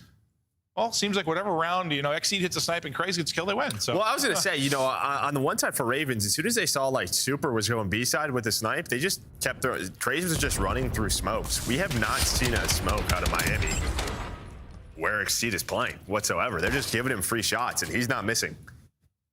Yeah, maybe no more free shots. Yeah, no more, yeah. So as good as he's been, yeah, Trace is up to 10. Well, we kind of talked about the adjustments Miami needed to make maybe on the B-side defense. Now maybe some B-side offense changes need to be made because it feels like Ravens have had their number recently on that side of the map. We're going to go right back to B. It looks like Heretics want to get aggressive again. They're going to push it out. Exceed's going to be here with the snipe this time. Some flinch comes in. He's down to 11 HP, but able to stay up. Good nades. Metals able to get a pick. Nades going to connect, though. Narrow through as well. Numbers to Ravens. You just saw him line up, and now trying to hit the wall bang is Exceed. Pretty darn close. Yeah, that wasn't forward pretty darn close on both of those. But just right back to B. His Ravens banging it out, getting the bomb down. Super's trying to find a timing. Instead, did he get caught? Did he get double chowed? Did he get taken down? On Ranker now. He's worried about somebody wrapping on through. Now he's got a 1v3. AR in hand, not going to be easy. Can't win the first. Another B-side round win for Royal Ravens. They've been dominant. And it's like, yeah, you have that one round from Exceed with like the triple snipes, but Craze has just been so consistent for them. Yeah. You look at this scoreboard, they're up 5-3. It is that man just pushing the pace. And just pretty basic search and destroy from them. I feel like for Craze, it's either been a first blood, which is great, or a multi-kill. Like, that's it. First blood or multi-kill. Yeah, if you're going to do that basically every round, feel pretty good about our chances. Still, opportunity here for Heretics to battle back, but down a couple of rounds, match point for Ravens to try and tie this one up. Yeah, maybe we just say no to B. Well, we're going to try A. That's what I'm thinking about Heretics. Let's try A. First blood for Metals. Super takes a bit of damage and then gets chowed. Both sides, though, with help to dance. Shots are cleaner there, and Super's got a kill. Yeah, couple through like the wall. Oh, hello. And, well, then you find Nero, just a beautiful How does he get 3? It's all 3. How does he get 3? I was about to say, like, Ranker's so close to checking that corner for the first, but he doesn't clear it. He just comes challenging. And then he gets everybody. Yeah, he just keeps fighting it. He's holding the window down. Let's do this. Yeah, just keep challenging me. He just backs up to the box heady and fries them. Well, a lot of it was Exceed, a lot of it was Craze, but it'll be Nero the closer as he gets, 3 of his 6 in the final seconds. But I think you had a triple out of him, a triple out of Craze, a triple out of Exceed, a lot of big play individual moments out of Royal Ravens. They dominated the B-side bomb on offense and defense throughout most of it. maybe some work to do the respawns. Honestly, they brought it back on the hard point. If you talk from like after they went down about 80 to 100, playing well. They played well, right? So like that's kind of why I asked you that at the end of the hard point. You feel positive about that. Now you win the search and destroy. I mean, you feel like, hey guys, we can be up 2-0 if we just didn't start asleep. No, that's the way COD works sometimes. Yeah, you definitely don't want to be asleep when you're playing this. That is for sure. But I just think from the Miami side, I don't know, wasn't like the best showing from them. You know, normally a team we sort of show a lot of love to their adjustments, to their, you know, especially mid-game. Didn't really get a lot of that. You saw it like once towards the B-side defense through traits, but I don't know, they just got caught out in a lot of these positions. It felt like we didn't really get to see what they wanted to try because they got blooded so many rounds in a row. Like, what was the first blood difference? Oh, it was 5-4, so it wasn't that crazy. I thought it was more lopsided, honestly. Yeah, I did too. But yeah, I just felt like they were, I mean, always dealing with Ravens pushes, right? Like they were, I don't know, the ones getting just destroyed time and time again. 100%. But we've got what?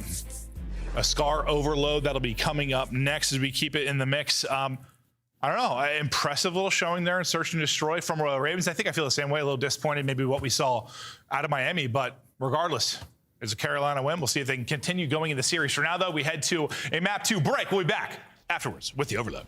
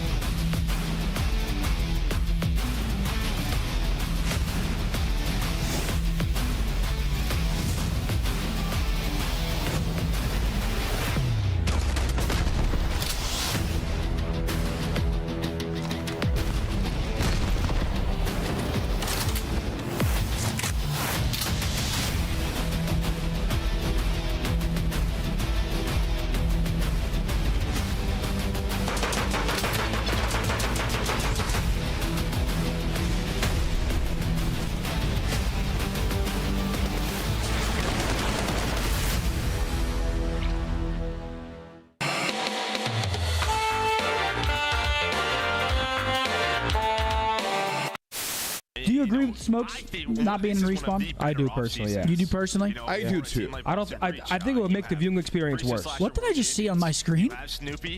Who was that guy? Did you see that? No. Who the fuck was that guy? I don't know. Welcome to the citizens over there on YouTube. There was some random guy, like, see how they have the quad box? Like, there was some random guy just like in the all four boxes, and he looked like he was going crazy. Yeah. Yeah. Real as well. All down to the smoke play from up high. He's going for a joke. Johnny down. 1v1. And Real singing across the stage. Oh no, oh no, oh no, no, no, I'm dead. I'm dead. No way. Did myself revive? Nope. Honestly, it works out. I'm starving.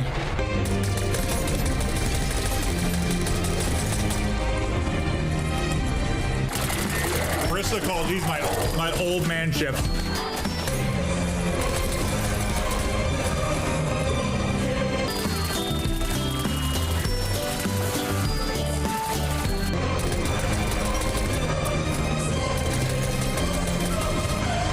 Go out and Joe, I eat a bunch of tacos.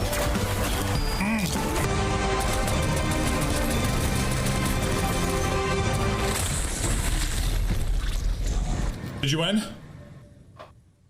How do I have the same amount of eliminations as you? Yeah, that's some horseshit there. There's no way that's true. Come on, guys! Hold the line! Oh, God, they're still they're on the other side. There's no respawns remaining. Oh, no! It's all falling apart! Yeah, there's still time left. Oh, if they get the minute extension, it's done. Oh. Oh. Oh.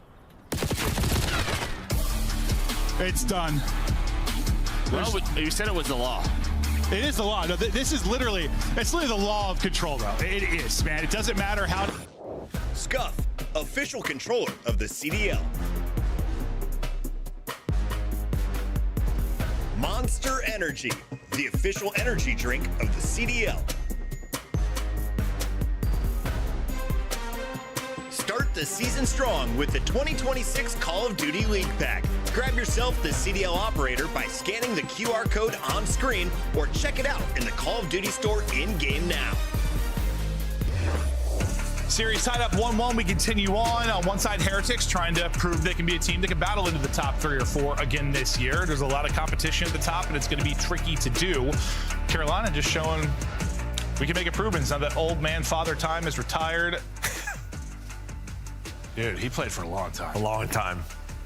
No, when we were talking about it, I mean, 2014 to 2026. I don't know if someone's played longer. I'm sure, like, probably Clay. Clay maybe is close. Yeah. It's like he's like 2008. Yeah. That's a long time. Long time. Long time. But no, excited to see what Exceed can do on this squad. Impressive in the search and destroy. But now for the overload. Being a new mode, probably a tricky one to work somebody into a team that was already struggling. What are your expectations maybe for them here? I mean, honestly, just in general, because it's such a new mode, I feel like over the break, everybody probably got a little bit more proficient at this game mode, right? Just this and search. Probably more efficient at, especially attacking, what you want to do with the EMP as soon as you're going, as soon as you get kills, where do you want to be? Just, it was a new mode to everyone. So you're going to be watching scrims, going over it, watching VOD, and all right, we're doing this, let's just copy that. You know, when I watch football, they talk a lot about kind of like red zone scoring percentage, right? So big. You know, once you're in the red zone, you actually get a touchdown. That's where defenses step up a lot of time. Like that's why we're going to see teams improve, right? When you have those scoring opportunities, becoming more efficient. Because we've seen a lot of possession that doesn't necessarily lead to scoring. Just becoming more efficient there is probably going to separate the good teams from the great. Yeah, just taking a chance. Yeah, taking or the good teams from the bad teams. It's just how quick you are. Because I think that has been sort of the key. Just watching games, just being decisive, making plays. How quick you are. Within, well, that's kind of what I mean. I mean, as soon as you get 3-4 dead, Ravens just right up the gut attacking that B zone. Well, especially on some of these maps, like 1 second's the difference between an opening and 3 nades hitting you. Yeah, I was gonna say, stun hitting you, a nade hitting you, someone spawning up, and well, now you gotta deal with another attack quickly, and I mean, that is 2 in 20 seconds. Sheesh. Royal Ravens came out slow in the map 1 respawn, not the story here, up 2-0 with the quickness. Heretics trying to slow this down. They've got possession now, hotel side. Super's winning some fights to push this forward. Craze looking for the angle. A stun's going to help him out. Beautiful. Now Hochal the second. Beautiful out of Craze. The playmaker in search and destroy doing it here now. And that's what we talk about, sort of just tack usage. Tack and nade usage, so important here between our professional team. Just great job out of Craze. It's not only that, even if he dies, that he buys enough time for a teammate to trade out that player. There's a chance for a counter cap in Miami instead as a defensive stance here for Ravens. And now you're going to try to rotate this. You see all the blue arrows. They do have to help Craze rotate this out. But they want to get this out of here. It's funny. It's not something we talk about a ton. But like, I know when you're frustrated with a bad team, one of the first things you look at is if they have their nades. Like, you're a hit your bumpers guy. Like, hit your bumpers. Cap used to always say that, hit your bumpers. Like, if you see somebody die and still have their nade and stun, you'd be like pissed off in a respawn sometimes. Especially like when you're trying to break hard points and everything. Yeah. More for hard points, sure, but like. In general, they help you. Yeah, they sure do. But that used to get you so tilted years past. The Ravens, with a little bit of defense, now trying to mount their next offensive strike. Craze doesn't look right, and he'll pay for that. Lurk's pistol, though, that is certainly popping. It'll keep them with a foothold here to try and push this forward. They did it through Green the first couple of scores. This time, going to go right the gut through Hotel, exceed the point man.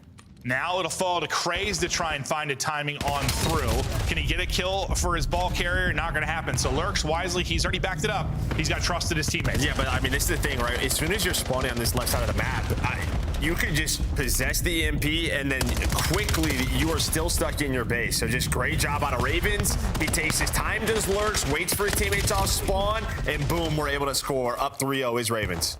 This has been a dominant piece of work. Still 2 minutes to go. I mean, I think it'd be a win, not a win, but if Heretics can just, I'll keep it here. Down 3-0, if you can just stop this. You've had like a chance or two on offense if it weren't for nice defensive plays out of Ravens. I mean, if you could chip away at this lead, great, but I almost feel like I'd just be happy down 3. Well, here's a chance here. Have a chance, but it's going to be Exceed who was able to find 3. Nero's going to find the 4. So, yeah, you had map position, you had EMP control, you were flying up the middle of the map. But yeah, I mean, yeah, can you keep it at 3? Then you sort of flip sides. It seems like that's what teams prefer now, is attacking really the side that Ravens is on. So, yeah, can Miami just possess this a bit or keep this? I don't know, cut it down to 2. A streak's going to come in. Lurks will get a kill with his gun and the streak. Lurks is going to get another one. He is lighting it up right now at 10 and 9. He's going to drop though to Metal gunning in the back, but they're going to lose everybody else. Final push on third, maybe get to 4. Trakes is going to cut it off from the top window. He's going to take down a second as well. Beautiful play there from Trakes, but Lurks is still on fire right off of spawn and still beaming. Plays like that, just making sure the Heretics defense doesn't turn into offense. Yeah, but this is what's just so tough if you're on the Miami side. It's like you get those set of kills, but you still can't get out of your base. And here's another example of it.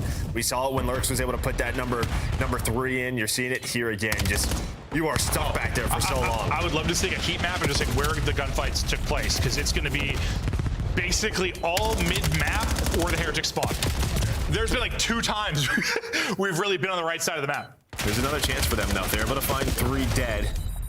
Have EMP control. See it again. You potentially have the extra time. They're going to need it. Metals is all the way pushed up. Can they get this to a 3-1 at half? Here we go. It's going to be so close. Getting through. There we go. I was happy they can go down 3-0. Getting a score is huge.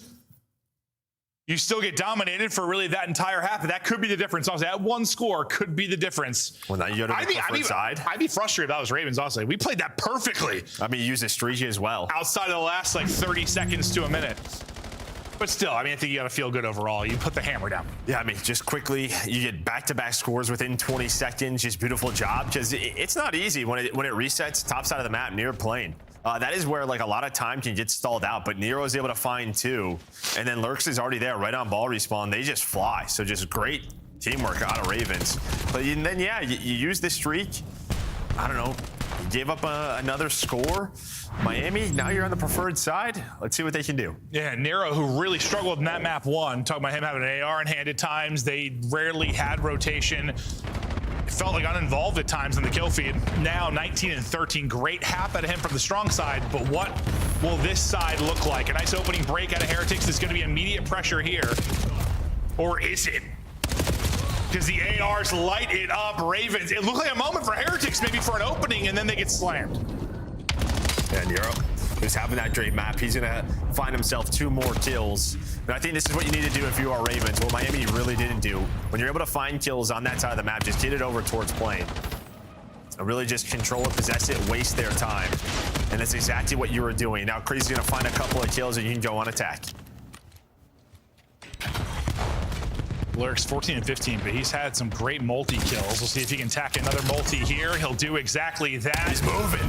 Looking for a third. Unfortunately, the player in the window, but gets 2 and does some damage, so helps his team. They lose everything after that, though, so Heretics now get some breathing room. They're going to be able to get EMP to their favored side. Some pressure on number 8 and Metals mid-map to find some success.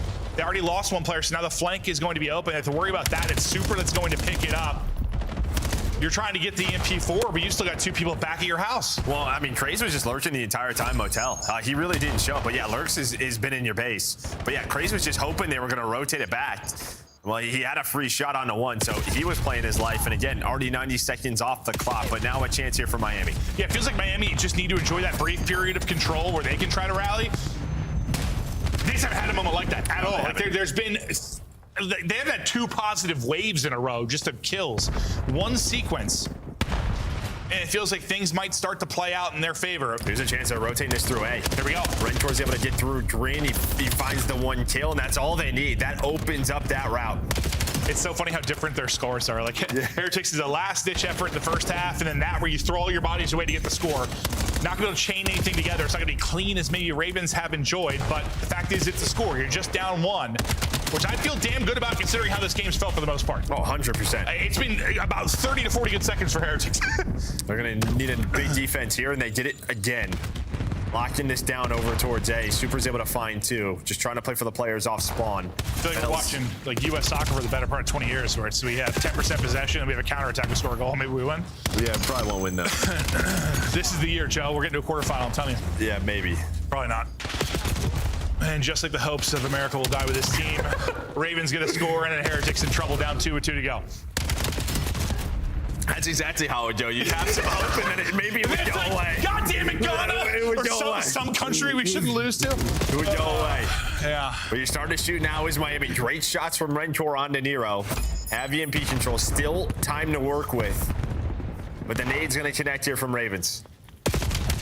And that's going to slow everything down. Super at least can get one, and he dips. Nice shots there through the wall bang as well. Metals is ready for that fight, and you've got supreme control, but it's going to be narrow, turning it into a multi-kill. That one just can't happen. You win that, you're in pretty good position. But you still are the aggressor here. You've got mid-map. One wave of kills could turn into a score, but you're going to have to deal with Lurks and Nero now. Finding more fights through mid. And Ravens have just done a good job. Yeah, they've never really had a 3-4 dead just clean. They've always had someone up. When that player is up, they're finding a multi-kill on the weak players. So Miami's attacks just have not been as efficient as they wanted them to be. Yeah, it feels like the teamwork and trading has been like better for Ravens in spots, which doesn't really make sense based on where they should be right now.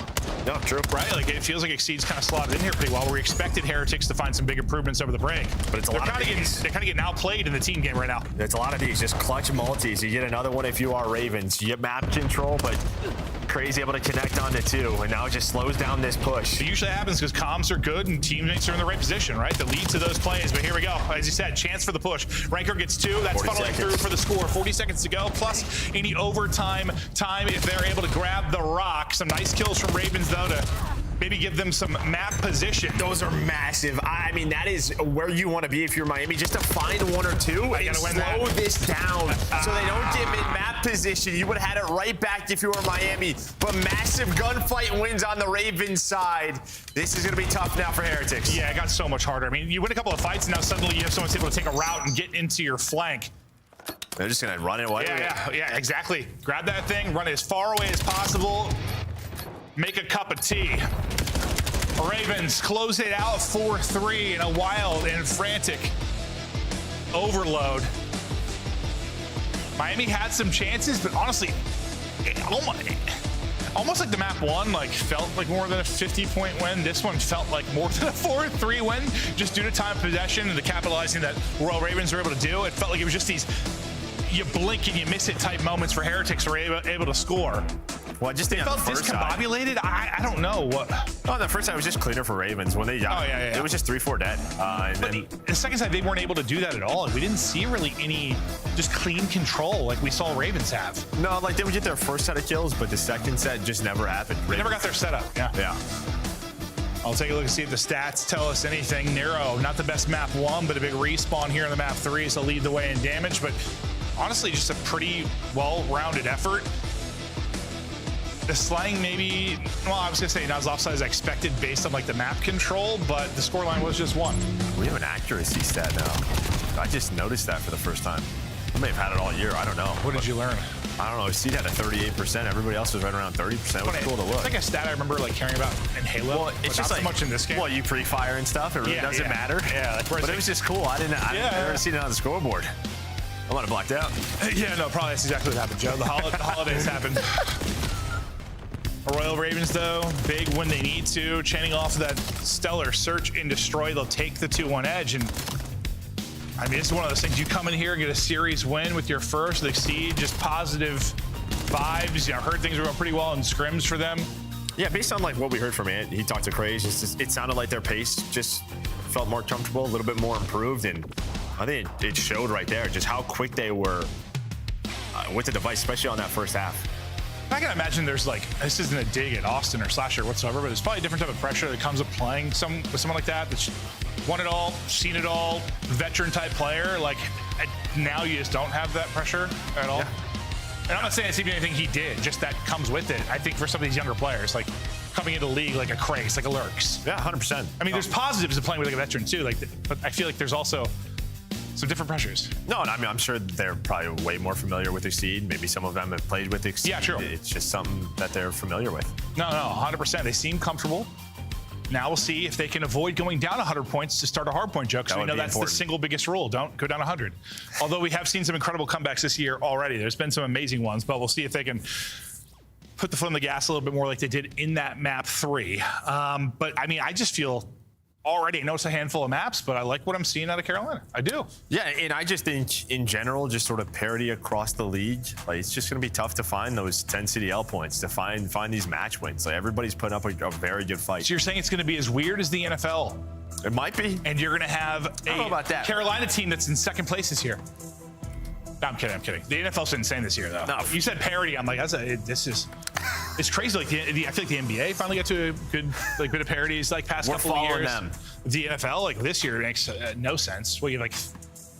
Why not? The CDL, let's have everyone just be the same. Let's do it. I'm in. Which I don't think is possible because we don't have like a draft system and stuff, so it doesn't really work that way. But Carolina, we'll see what they are made of. Last year, we know, well, different players, but they came out and got like a top 4 at the first major. This is an organization that's had some decent finishes, but completely new look. I don't know with this roster like what your expectation is, but if they're able to flirt with like the top 6, I mean, I feel good based on a lot of these rosters. Yeah, I mean, I think step 1's probably qualify for champs. Yeah, 100%. But yeah, after this, like their schedule is just not easy. That's kind of the problem starting 0-2 with some of the matchups that they've already had.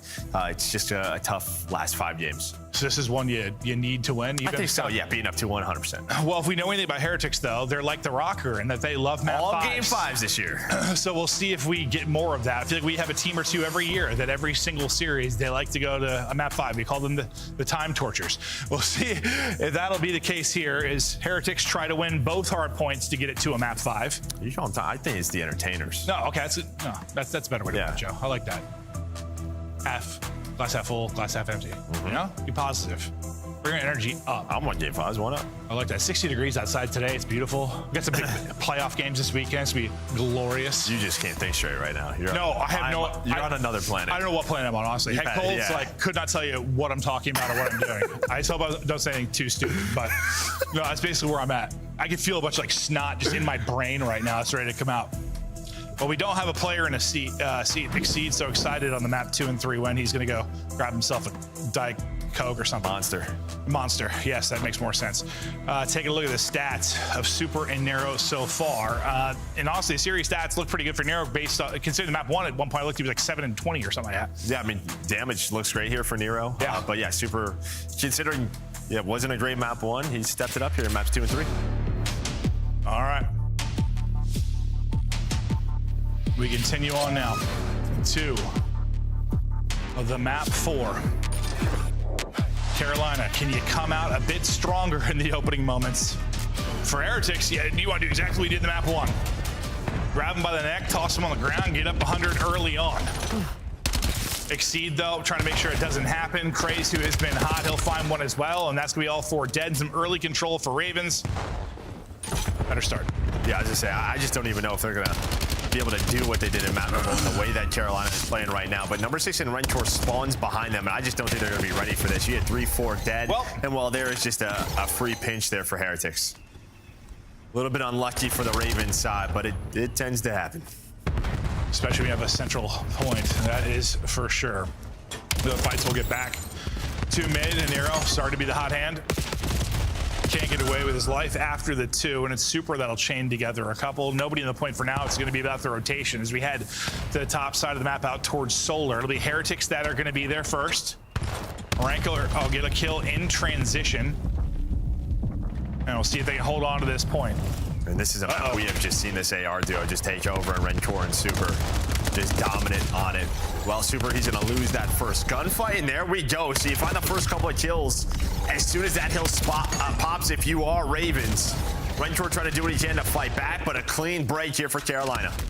Now you get more of those. They're gonna be winning this map. Beautifully done. Not only did you get the break, but then you got the wave of kills after it to really turn this into some time. We know how chaotic can get after a break.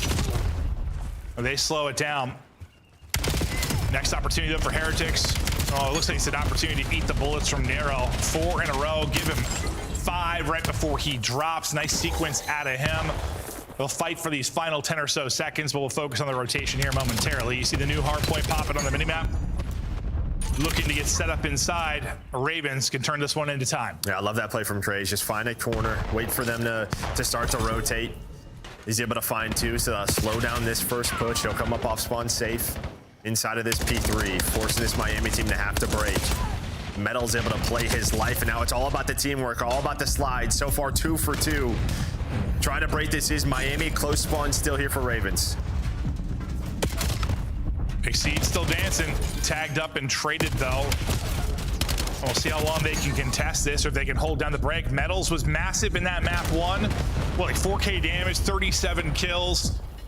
Very different map, but still looking to make his impact. I mean, this is great for Miami, especially if they keep them spawning on the right side. I mean, P4 is really the money hill now on exposure, but instead they're going to end up getting flipped. So Ravens, they flipped ahead on the map. Now they're where they want to be.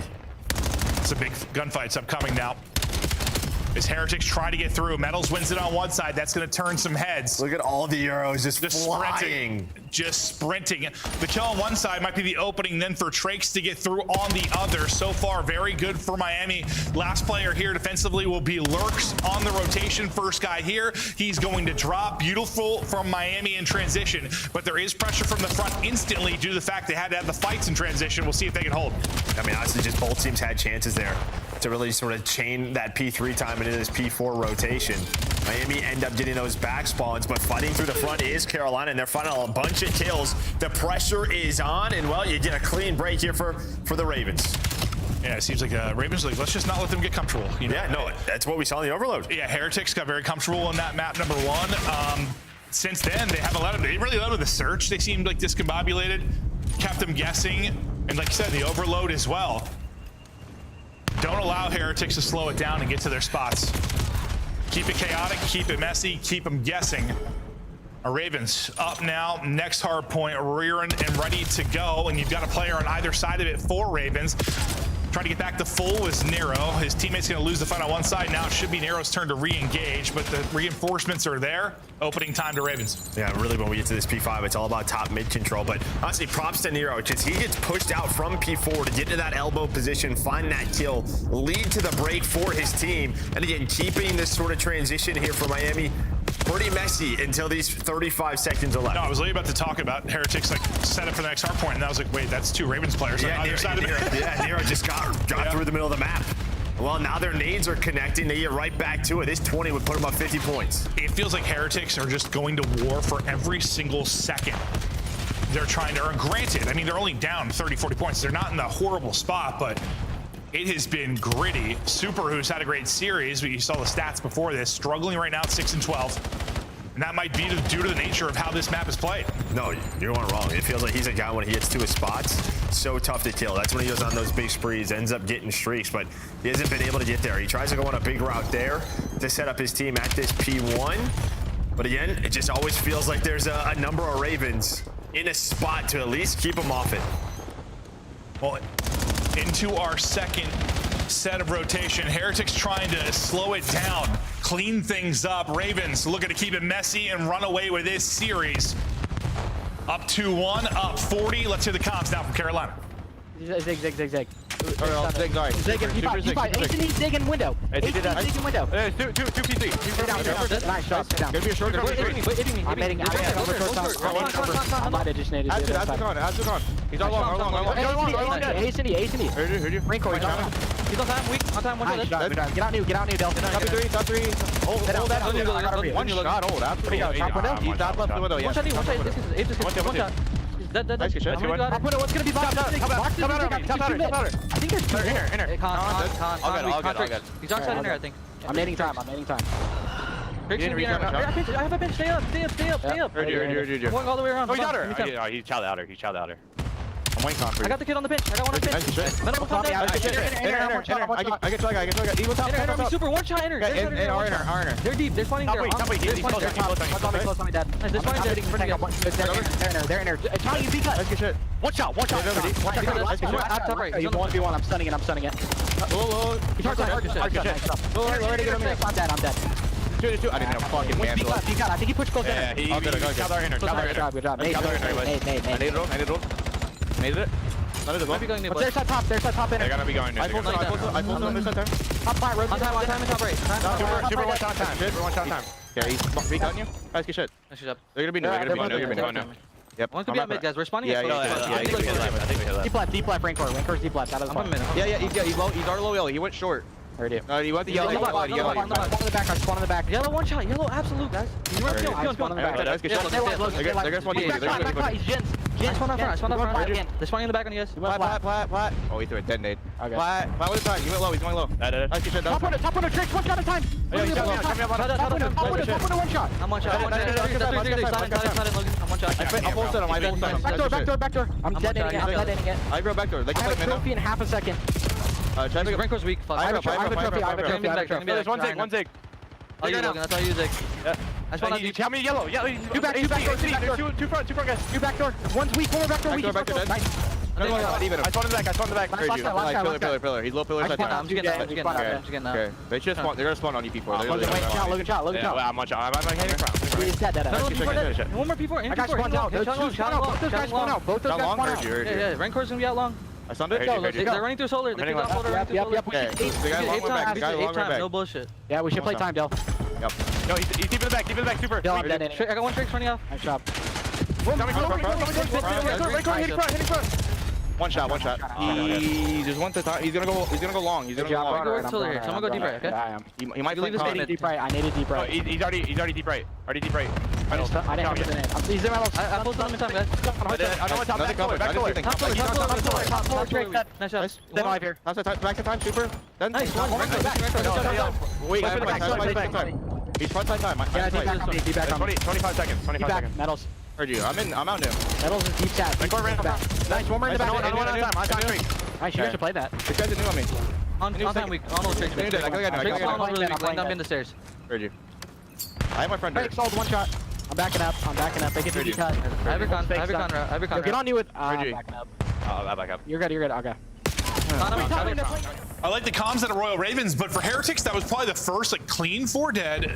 First time they got into their setup, and well, it forced Ravens to have to rotate early for the first time really on the map. And there was still a couple of chances, right? Yeah, where Ravens were able to get in a P4 and just find those kills, but there was always one more Miami member. Now it's their turn to rotate, and well, at the start of this P5, going the Ravens away. Exceed and Lurks both finding kills, picking up the spawns. They have an idea that Drake spawns behind them, but Nero not gonna win the gunfight. So 2 go down, and you are potentially losing top mid control, but there we go. When it's getting messy, Ravens are winning. Yeah, it was just simple. They just want a 2v4 middle of the map. It was just simple to listen in, but just constantly calling where they were spawning. I feel like with a new team and playing hardpoint, that's just, yes, do that. It makes the game easier, and probably why you're seeing them pick up splits and pick things up so well. They're common well, and yeah, the 2v4 Joe is going to be huge, but that'll be 3 dead. Chance for Heretics now, down 30. Yeah, and a lot of the times we talk about these younger teams, I mean, it's just sort of they are just younger due to nature, but you have a lot of experience on this Ravens side now, right? So yeah, they understand the importance of comms, what it needs to be called out. Well, so far so good, but as you said, Miami, they're gonna find the 4 dead at the end of that P5. So far so good here at this P1, but Nero's gonna get on through, and Nero is hitting. Ooh, he hits on every bullet there. I thought he was gonna get all 3, but the sub of metals too strong up close and personal. Heretics get the lead down to 20, some massive gunfights. And although Lurks hasn't had the craziest series statistically, he has had some big moment multi-kills. He really has had some insane kills. Playing with pace, playing with passion on 4 in a row, and the pace is finding openings. Gets a kill, sets up craze, 5 straight now. 15 seconds remaining on the hard point. Ravens closer and closer to the W. No, it just looks like he does not care, right? He's a guy that is going to slide in first, and whatever happens, happens. That's why I think his POV is going to be one where you'll watch it and you'll be like, how is he negative? How is he this? Because you'll see these insane moments. It's just when you play with a pace like that, you just get caught sometimes. You have rough stretches. You really do. Now a chance to put this series away. A big upset this would be. You just add Exceed. And well, Miami, they have to go now, but that is going to be a 3 dead. It's Semtex going to connect a ton of Trakes. Trakes trying to go massive for the squad, able to stay up in the corner, but not going to really matter because inside the point right now is Royal Ravens. The contest is in with 6 needed for the win. Craze trying to stay up. Everybody's going to fall. Heretics get the clearance. They can't win based off this time. You're going to have to be spectacular now if you're Heretics. On 5 straight is Trakes. Some big play moments out of him. Going to lose that one, though. That would have been a hellstorm. That could have been massive there for Trace. He needed that gunfight, and now it's going to be 2 dead. So on to Super and Rencor. Maybe the 2 you would want to lock down this hill. Rencor's going to find a double. Close spawn is in. 8 seconds here. Carolina can still win. So you have to go. Now we're going to head to another P4, P3. Heretics are here. They've got a chance to do this. They've got to be perfect at this final point. They just had one more man every time they're the stretches. Ravens went for the jugular, but here comes the chaos. Numbers advantage for Ravens here for a moment. Player going to spawn out for Heretics. It's the last guy up. Getting sandwiched. Here comes the push. They line up, though. The corner is good for Rancor, but still too many players here. The break is in, and Ravens get it done with Exceed in the lineup. They walk away with an upset. They get the dub. He is fired up, and it's all smiles and passion out of the boys in blue. Yeah, man, just impressive stuff after that map one for those guys. Just adding a new fourth. Yeah, I think pace is really the one thing that stands out to me. They are just flying around, playing together. When you look at the engagements between these four, when we look at the scoreboard, everybody is close around like 30 and 30, flying and frying. It's a big 3-1 victory, and now I guess I was kind of hoping the story was going to be like Heretics' improvements over the break, and like maybe we see something positive out of this Carolina team that we think they're going to improve. This is not what I expected. Now I'm worried about Heretics, and I'm pretty hyped up over this Carolina team. I mean, yes, it's early. Yes, I think there are still a lot of teams that may be better than them, but this is a good first foot forward in the league. I mean, Exceed came in and played great. I feel like Craze to me is just the glue for this team. I don't know. He's just solid, or like the rock. He's just solid as a rock kind of across modes. The comms were solid. Really, for the most part, a pretty good team effort across the maps. Well, except for maybe the search. But even that honestly had some really nice moments. But yeah, and then I think for Miami, you probably just want to go back and look at, like, they won a lot of those rotations. Like, I think a couple of the P2s, they were there first. A couple of the P3s, they were there first. They just ended up losing it. Like, when they wanted to like try to slow the game down, it looked like they got in that spot, but Carolina just did enough. Well, it's funny because when we think about like when Rancor first came into that team last year, a lot of the ways we were talking about Carolina is like how we talked about the Miami team. Like, they played so fast, they played chaotic, they had all these crazy hard points. But now it just felt like they didn't really thrive in those moments. Like that was all Carolina. They wanted to maybe slow it down, play more discipline, get to their power spots, and Carolina wouldn't let them. Yeah, and the key for that Miami roster was they won searches, right? They would get it to the game 5. So far, not really happening. Their search has been a struggle point throughout the year. Yeah, well, you lose a player like Real. I mean, he was big for them in Search and Destroy. He played a massive role, but that'll do it for us. That'll do it for the matches. Let's kick it back over the desk to break it down, boys. Well then, nobody saw this one coming as Carolina is able to walk away with the W. Nameless, let's start here with the Exceed story. Slasher announcing his retirement. Everyone wondering who's going to step in. Exceed gets the opportunity to come back into the CDL, and he made his impact felt tonight. Yeah, definitely. And his teammates were loving it, right? Because they were reinvigorated. Everybody played so well in this series. And, you know, in the Search and Destroy, Exceed being able to pull out that sniper and kind of sway the game and assist Craze a little bit, they got the momentum back on their side. And with some momentum, these guys look phenomenal. Like, this is a Carolina team. People were saying they were done, they were dead, didn't matter what change they made. Well, clearly it had a massive impact because this Miami team, up until this match, was looking phenomenal. Like, I'll be honest, there was not a lot of hype around Carolina coming into this one. At all. It was all on Miami's side. Yeah. And Clint took the words right out of my mouth. It was like, my takeaway from this was Carolina just out Miami, right? Like, not letting a bad situation get worse, whether that's losing rotation or losing ball possession in overload. Okay. Just the ability to keep it scrappy and keep it contested, whatever that is, ball control or the hill. They did that so well, especially on this exposure. I think a lot of these teams that maybe get frantic a little bit, you can control those frantic moments and a good outcome can happen from it. And that's what this Ravens team did majority of this game. And at the very end, able to close it out, get in control of P3. This is a completely different Ravens team. And, you know, if you're a team that was sitting in that bottom 4, you got to be worried. Royal Ravens, only 3 matches played. This is their first W, and they still have 4 more to go before we get to major number 1. The player on our screen right now, Lurks. You highlighted his play multiple times in the green room saying, oh, that's another heads-up play. That's another heads-up play. Yeah, just willing to pull out both weapons, an absolute shooter. And I started to notice it on the overload. Like, every time, stagnant situation, remember I was talking about, like, he gets frantic, who's going to make the play? He'll take his time, and then he'll pounce, and he's so good at finding multi-kills in those moments. An underrated trait of his that's going to benefit them in the long run. He seemed to be a glue guy. One of the stars, though, of this series was Exceed, and he earns your scuff play of the game. What did he do? Well, he sniped pretty good. Yeah, Three of them. Yeah, you know, in the podcast we were talking about this change that they had, and we were like, hey, I don't really think they had a sniper. Well, guess what? You got one now.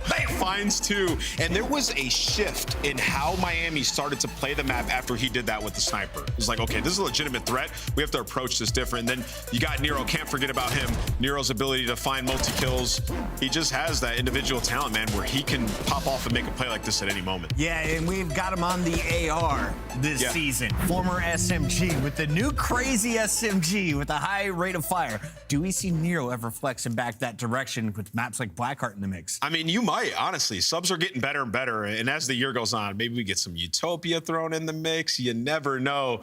They're definitely set up for any and all metas. For now, we are joined live by the other sub in this duo. He goes by the name of Craze, and he gets first blood every opportunity you give him. Craze, you are a monster in search, my guy. And I know this man in particular has been a fan of yours for a while. So can you kind of tell everyone else, though, what has your road been like getting to this position in the CDL?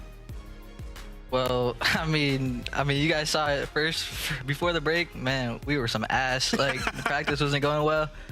I mean, a change happened. Obviously, Austin retired. That's my guy. But honestly, we had a few trials. We played really well with Exceed, Caden.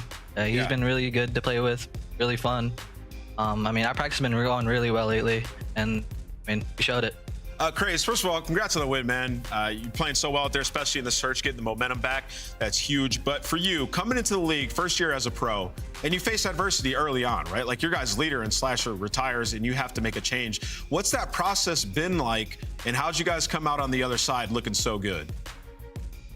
I mean, it's definitely difficult. Like we were honestly playing with Austin. We weren't playing the best, but like when I got the call that Austin's retiring, we were like, damn, like what do we do now? Like what's the next step? Yeah. So it was like it was really tough, like picking between like who we want to like play with and like who could replace like kind of like the leadership that Austin brought, like in game and out of game. Yeah.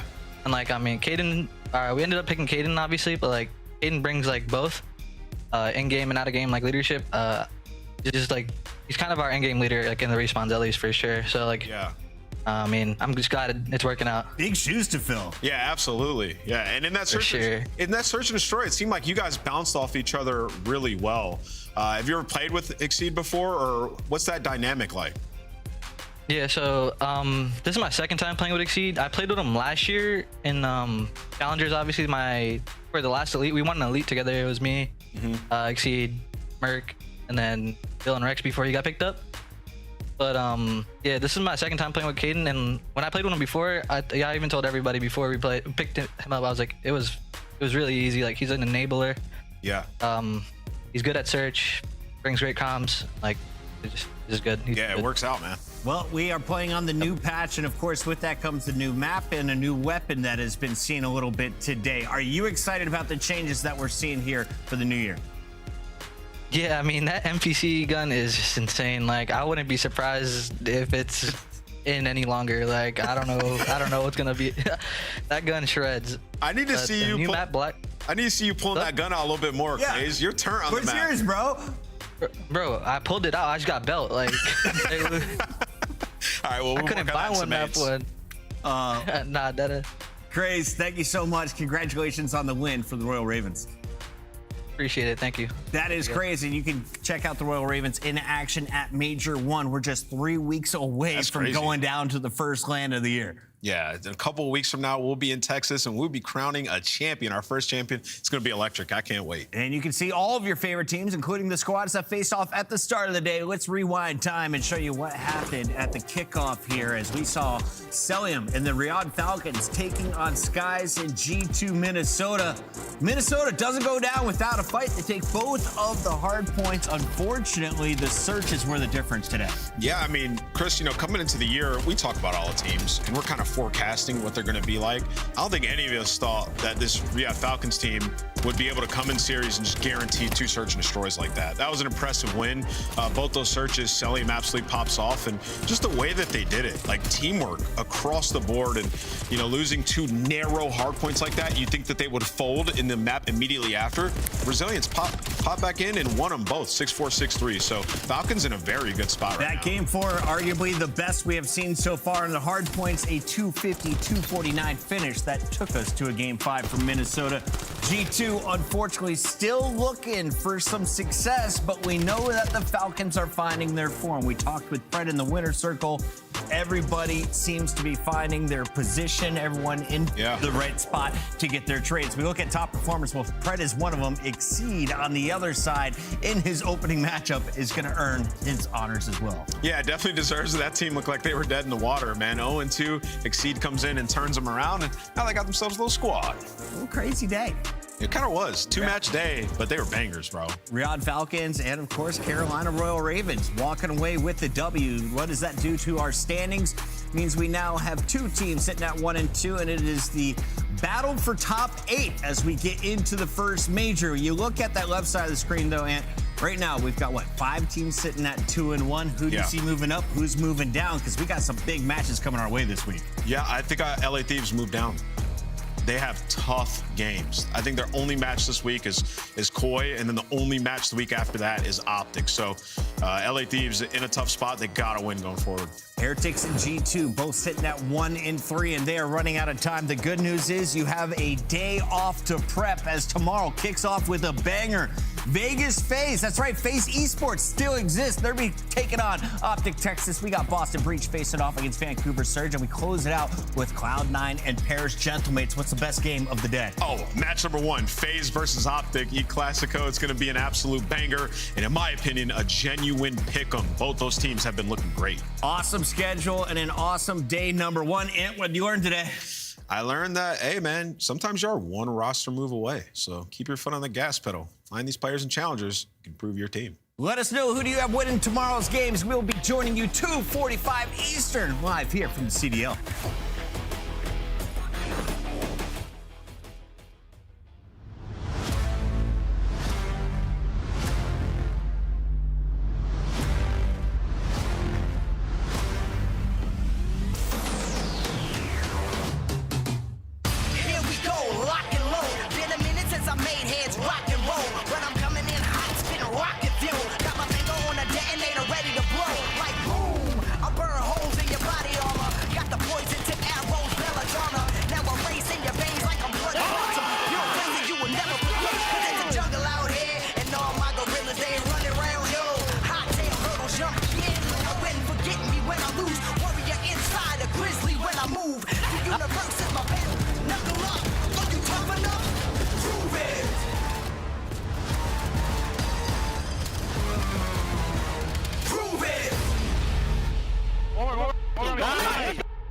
About man, let's go. You guys are fucking trash.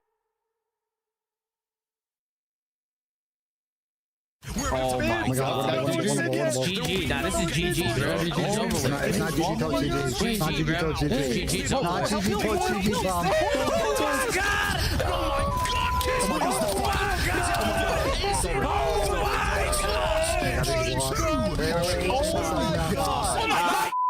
Oh Caesar!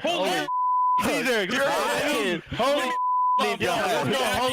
let's go. Holy I just jinxed the Falcons. You just jinxed him, Tom. I just jinxed the Falcons. I just jinxed them.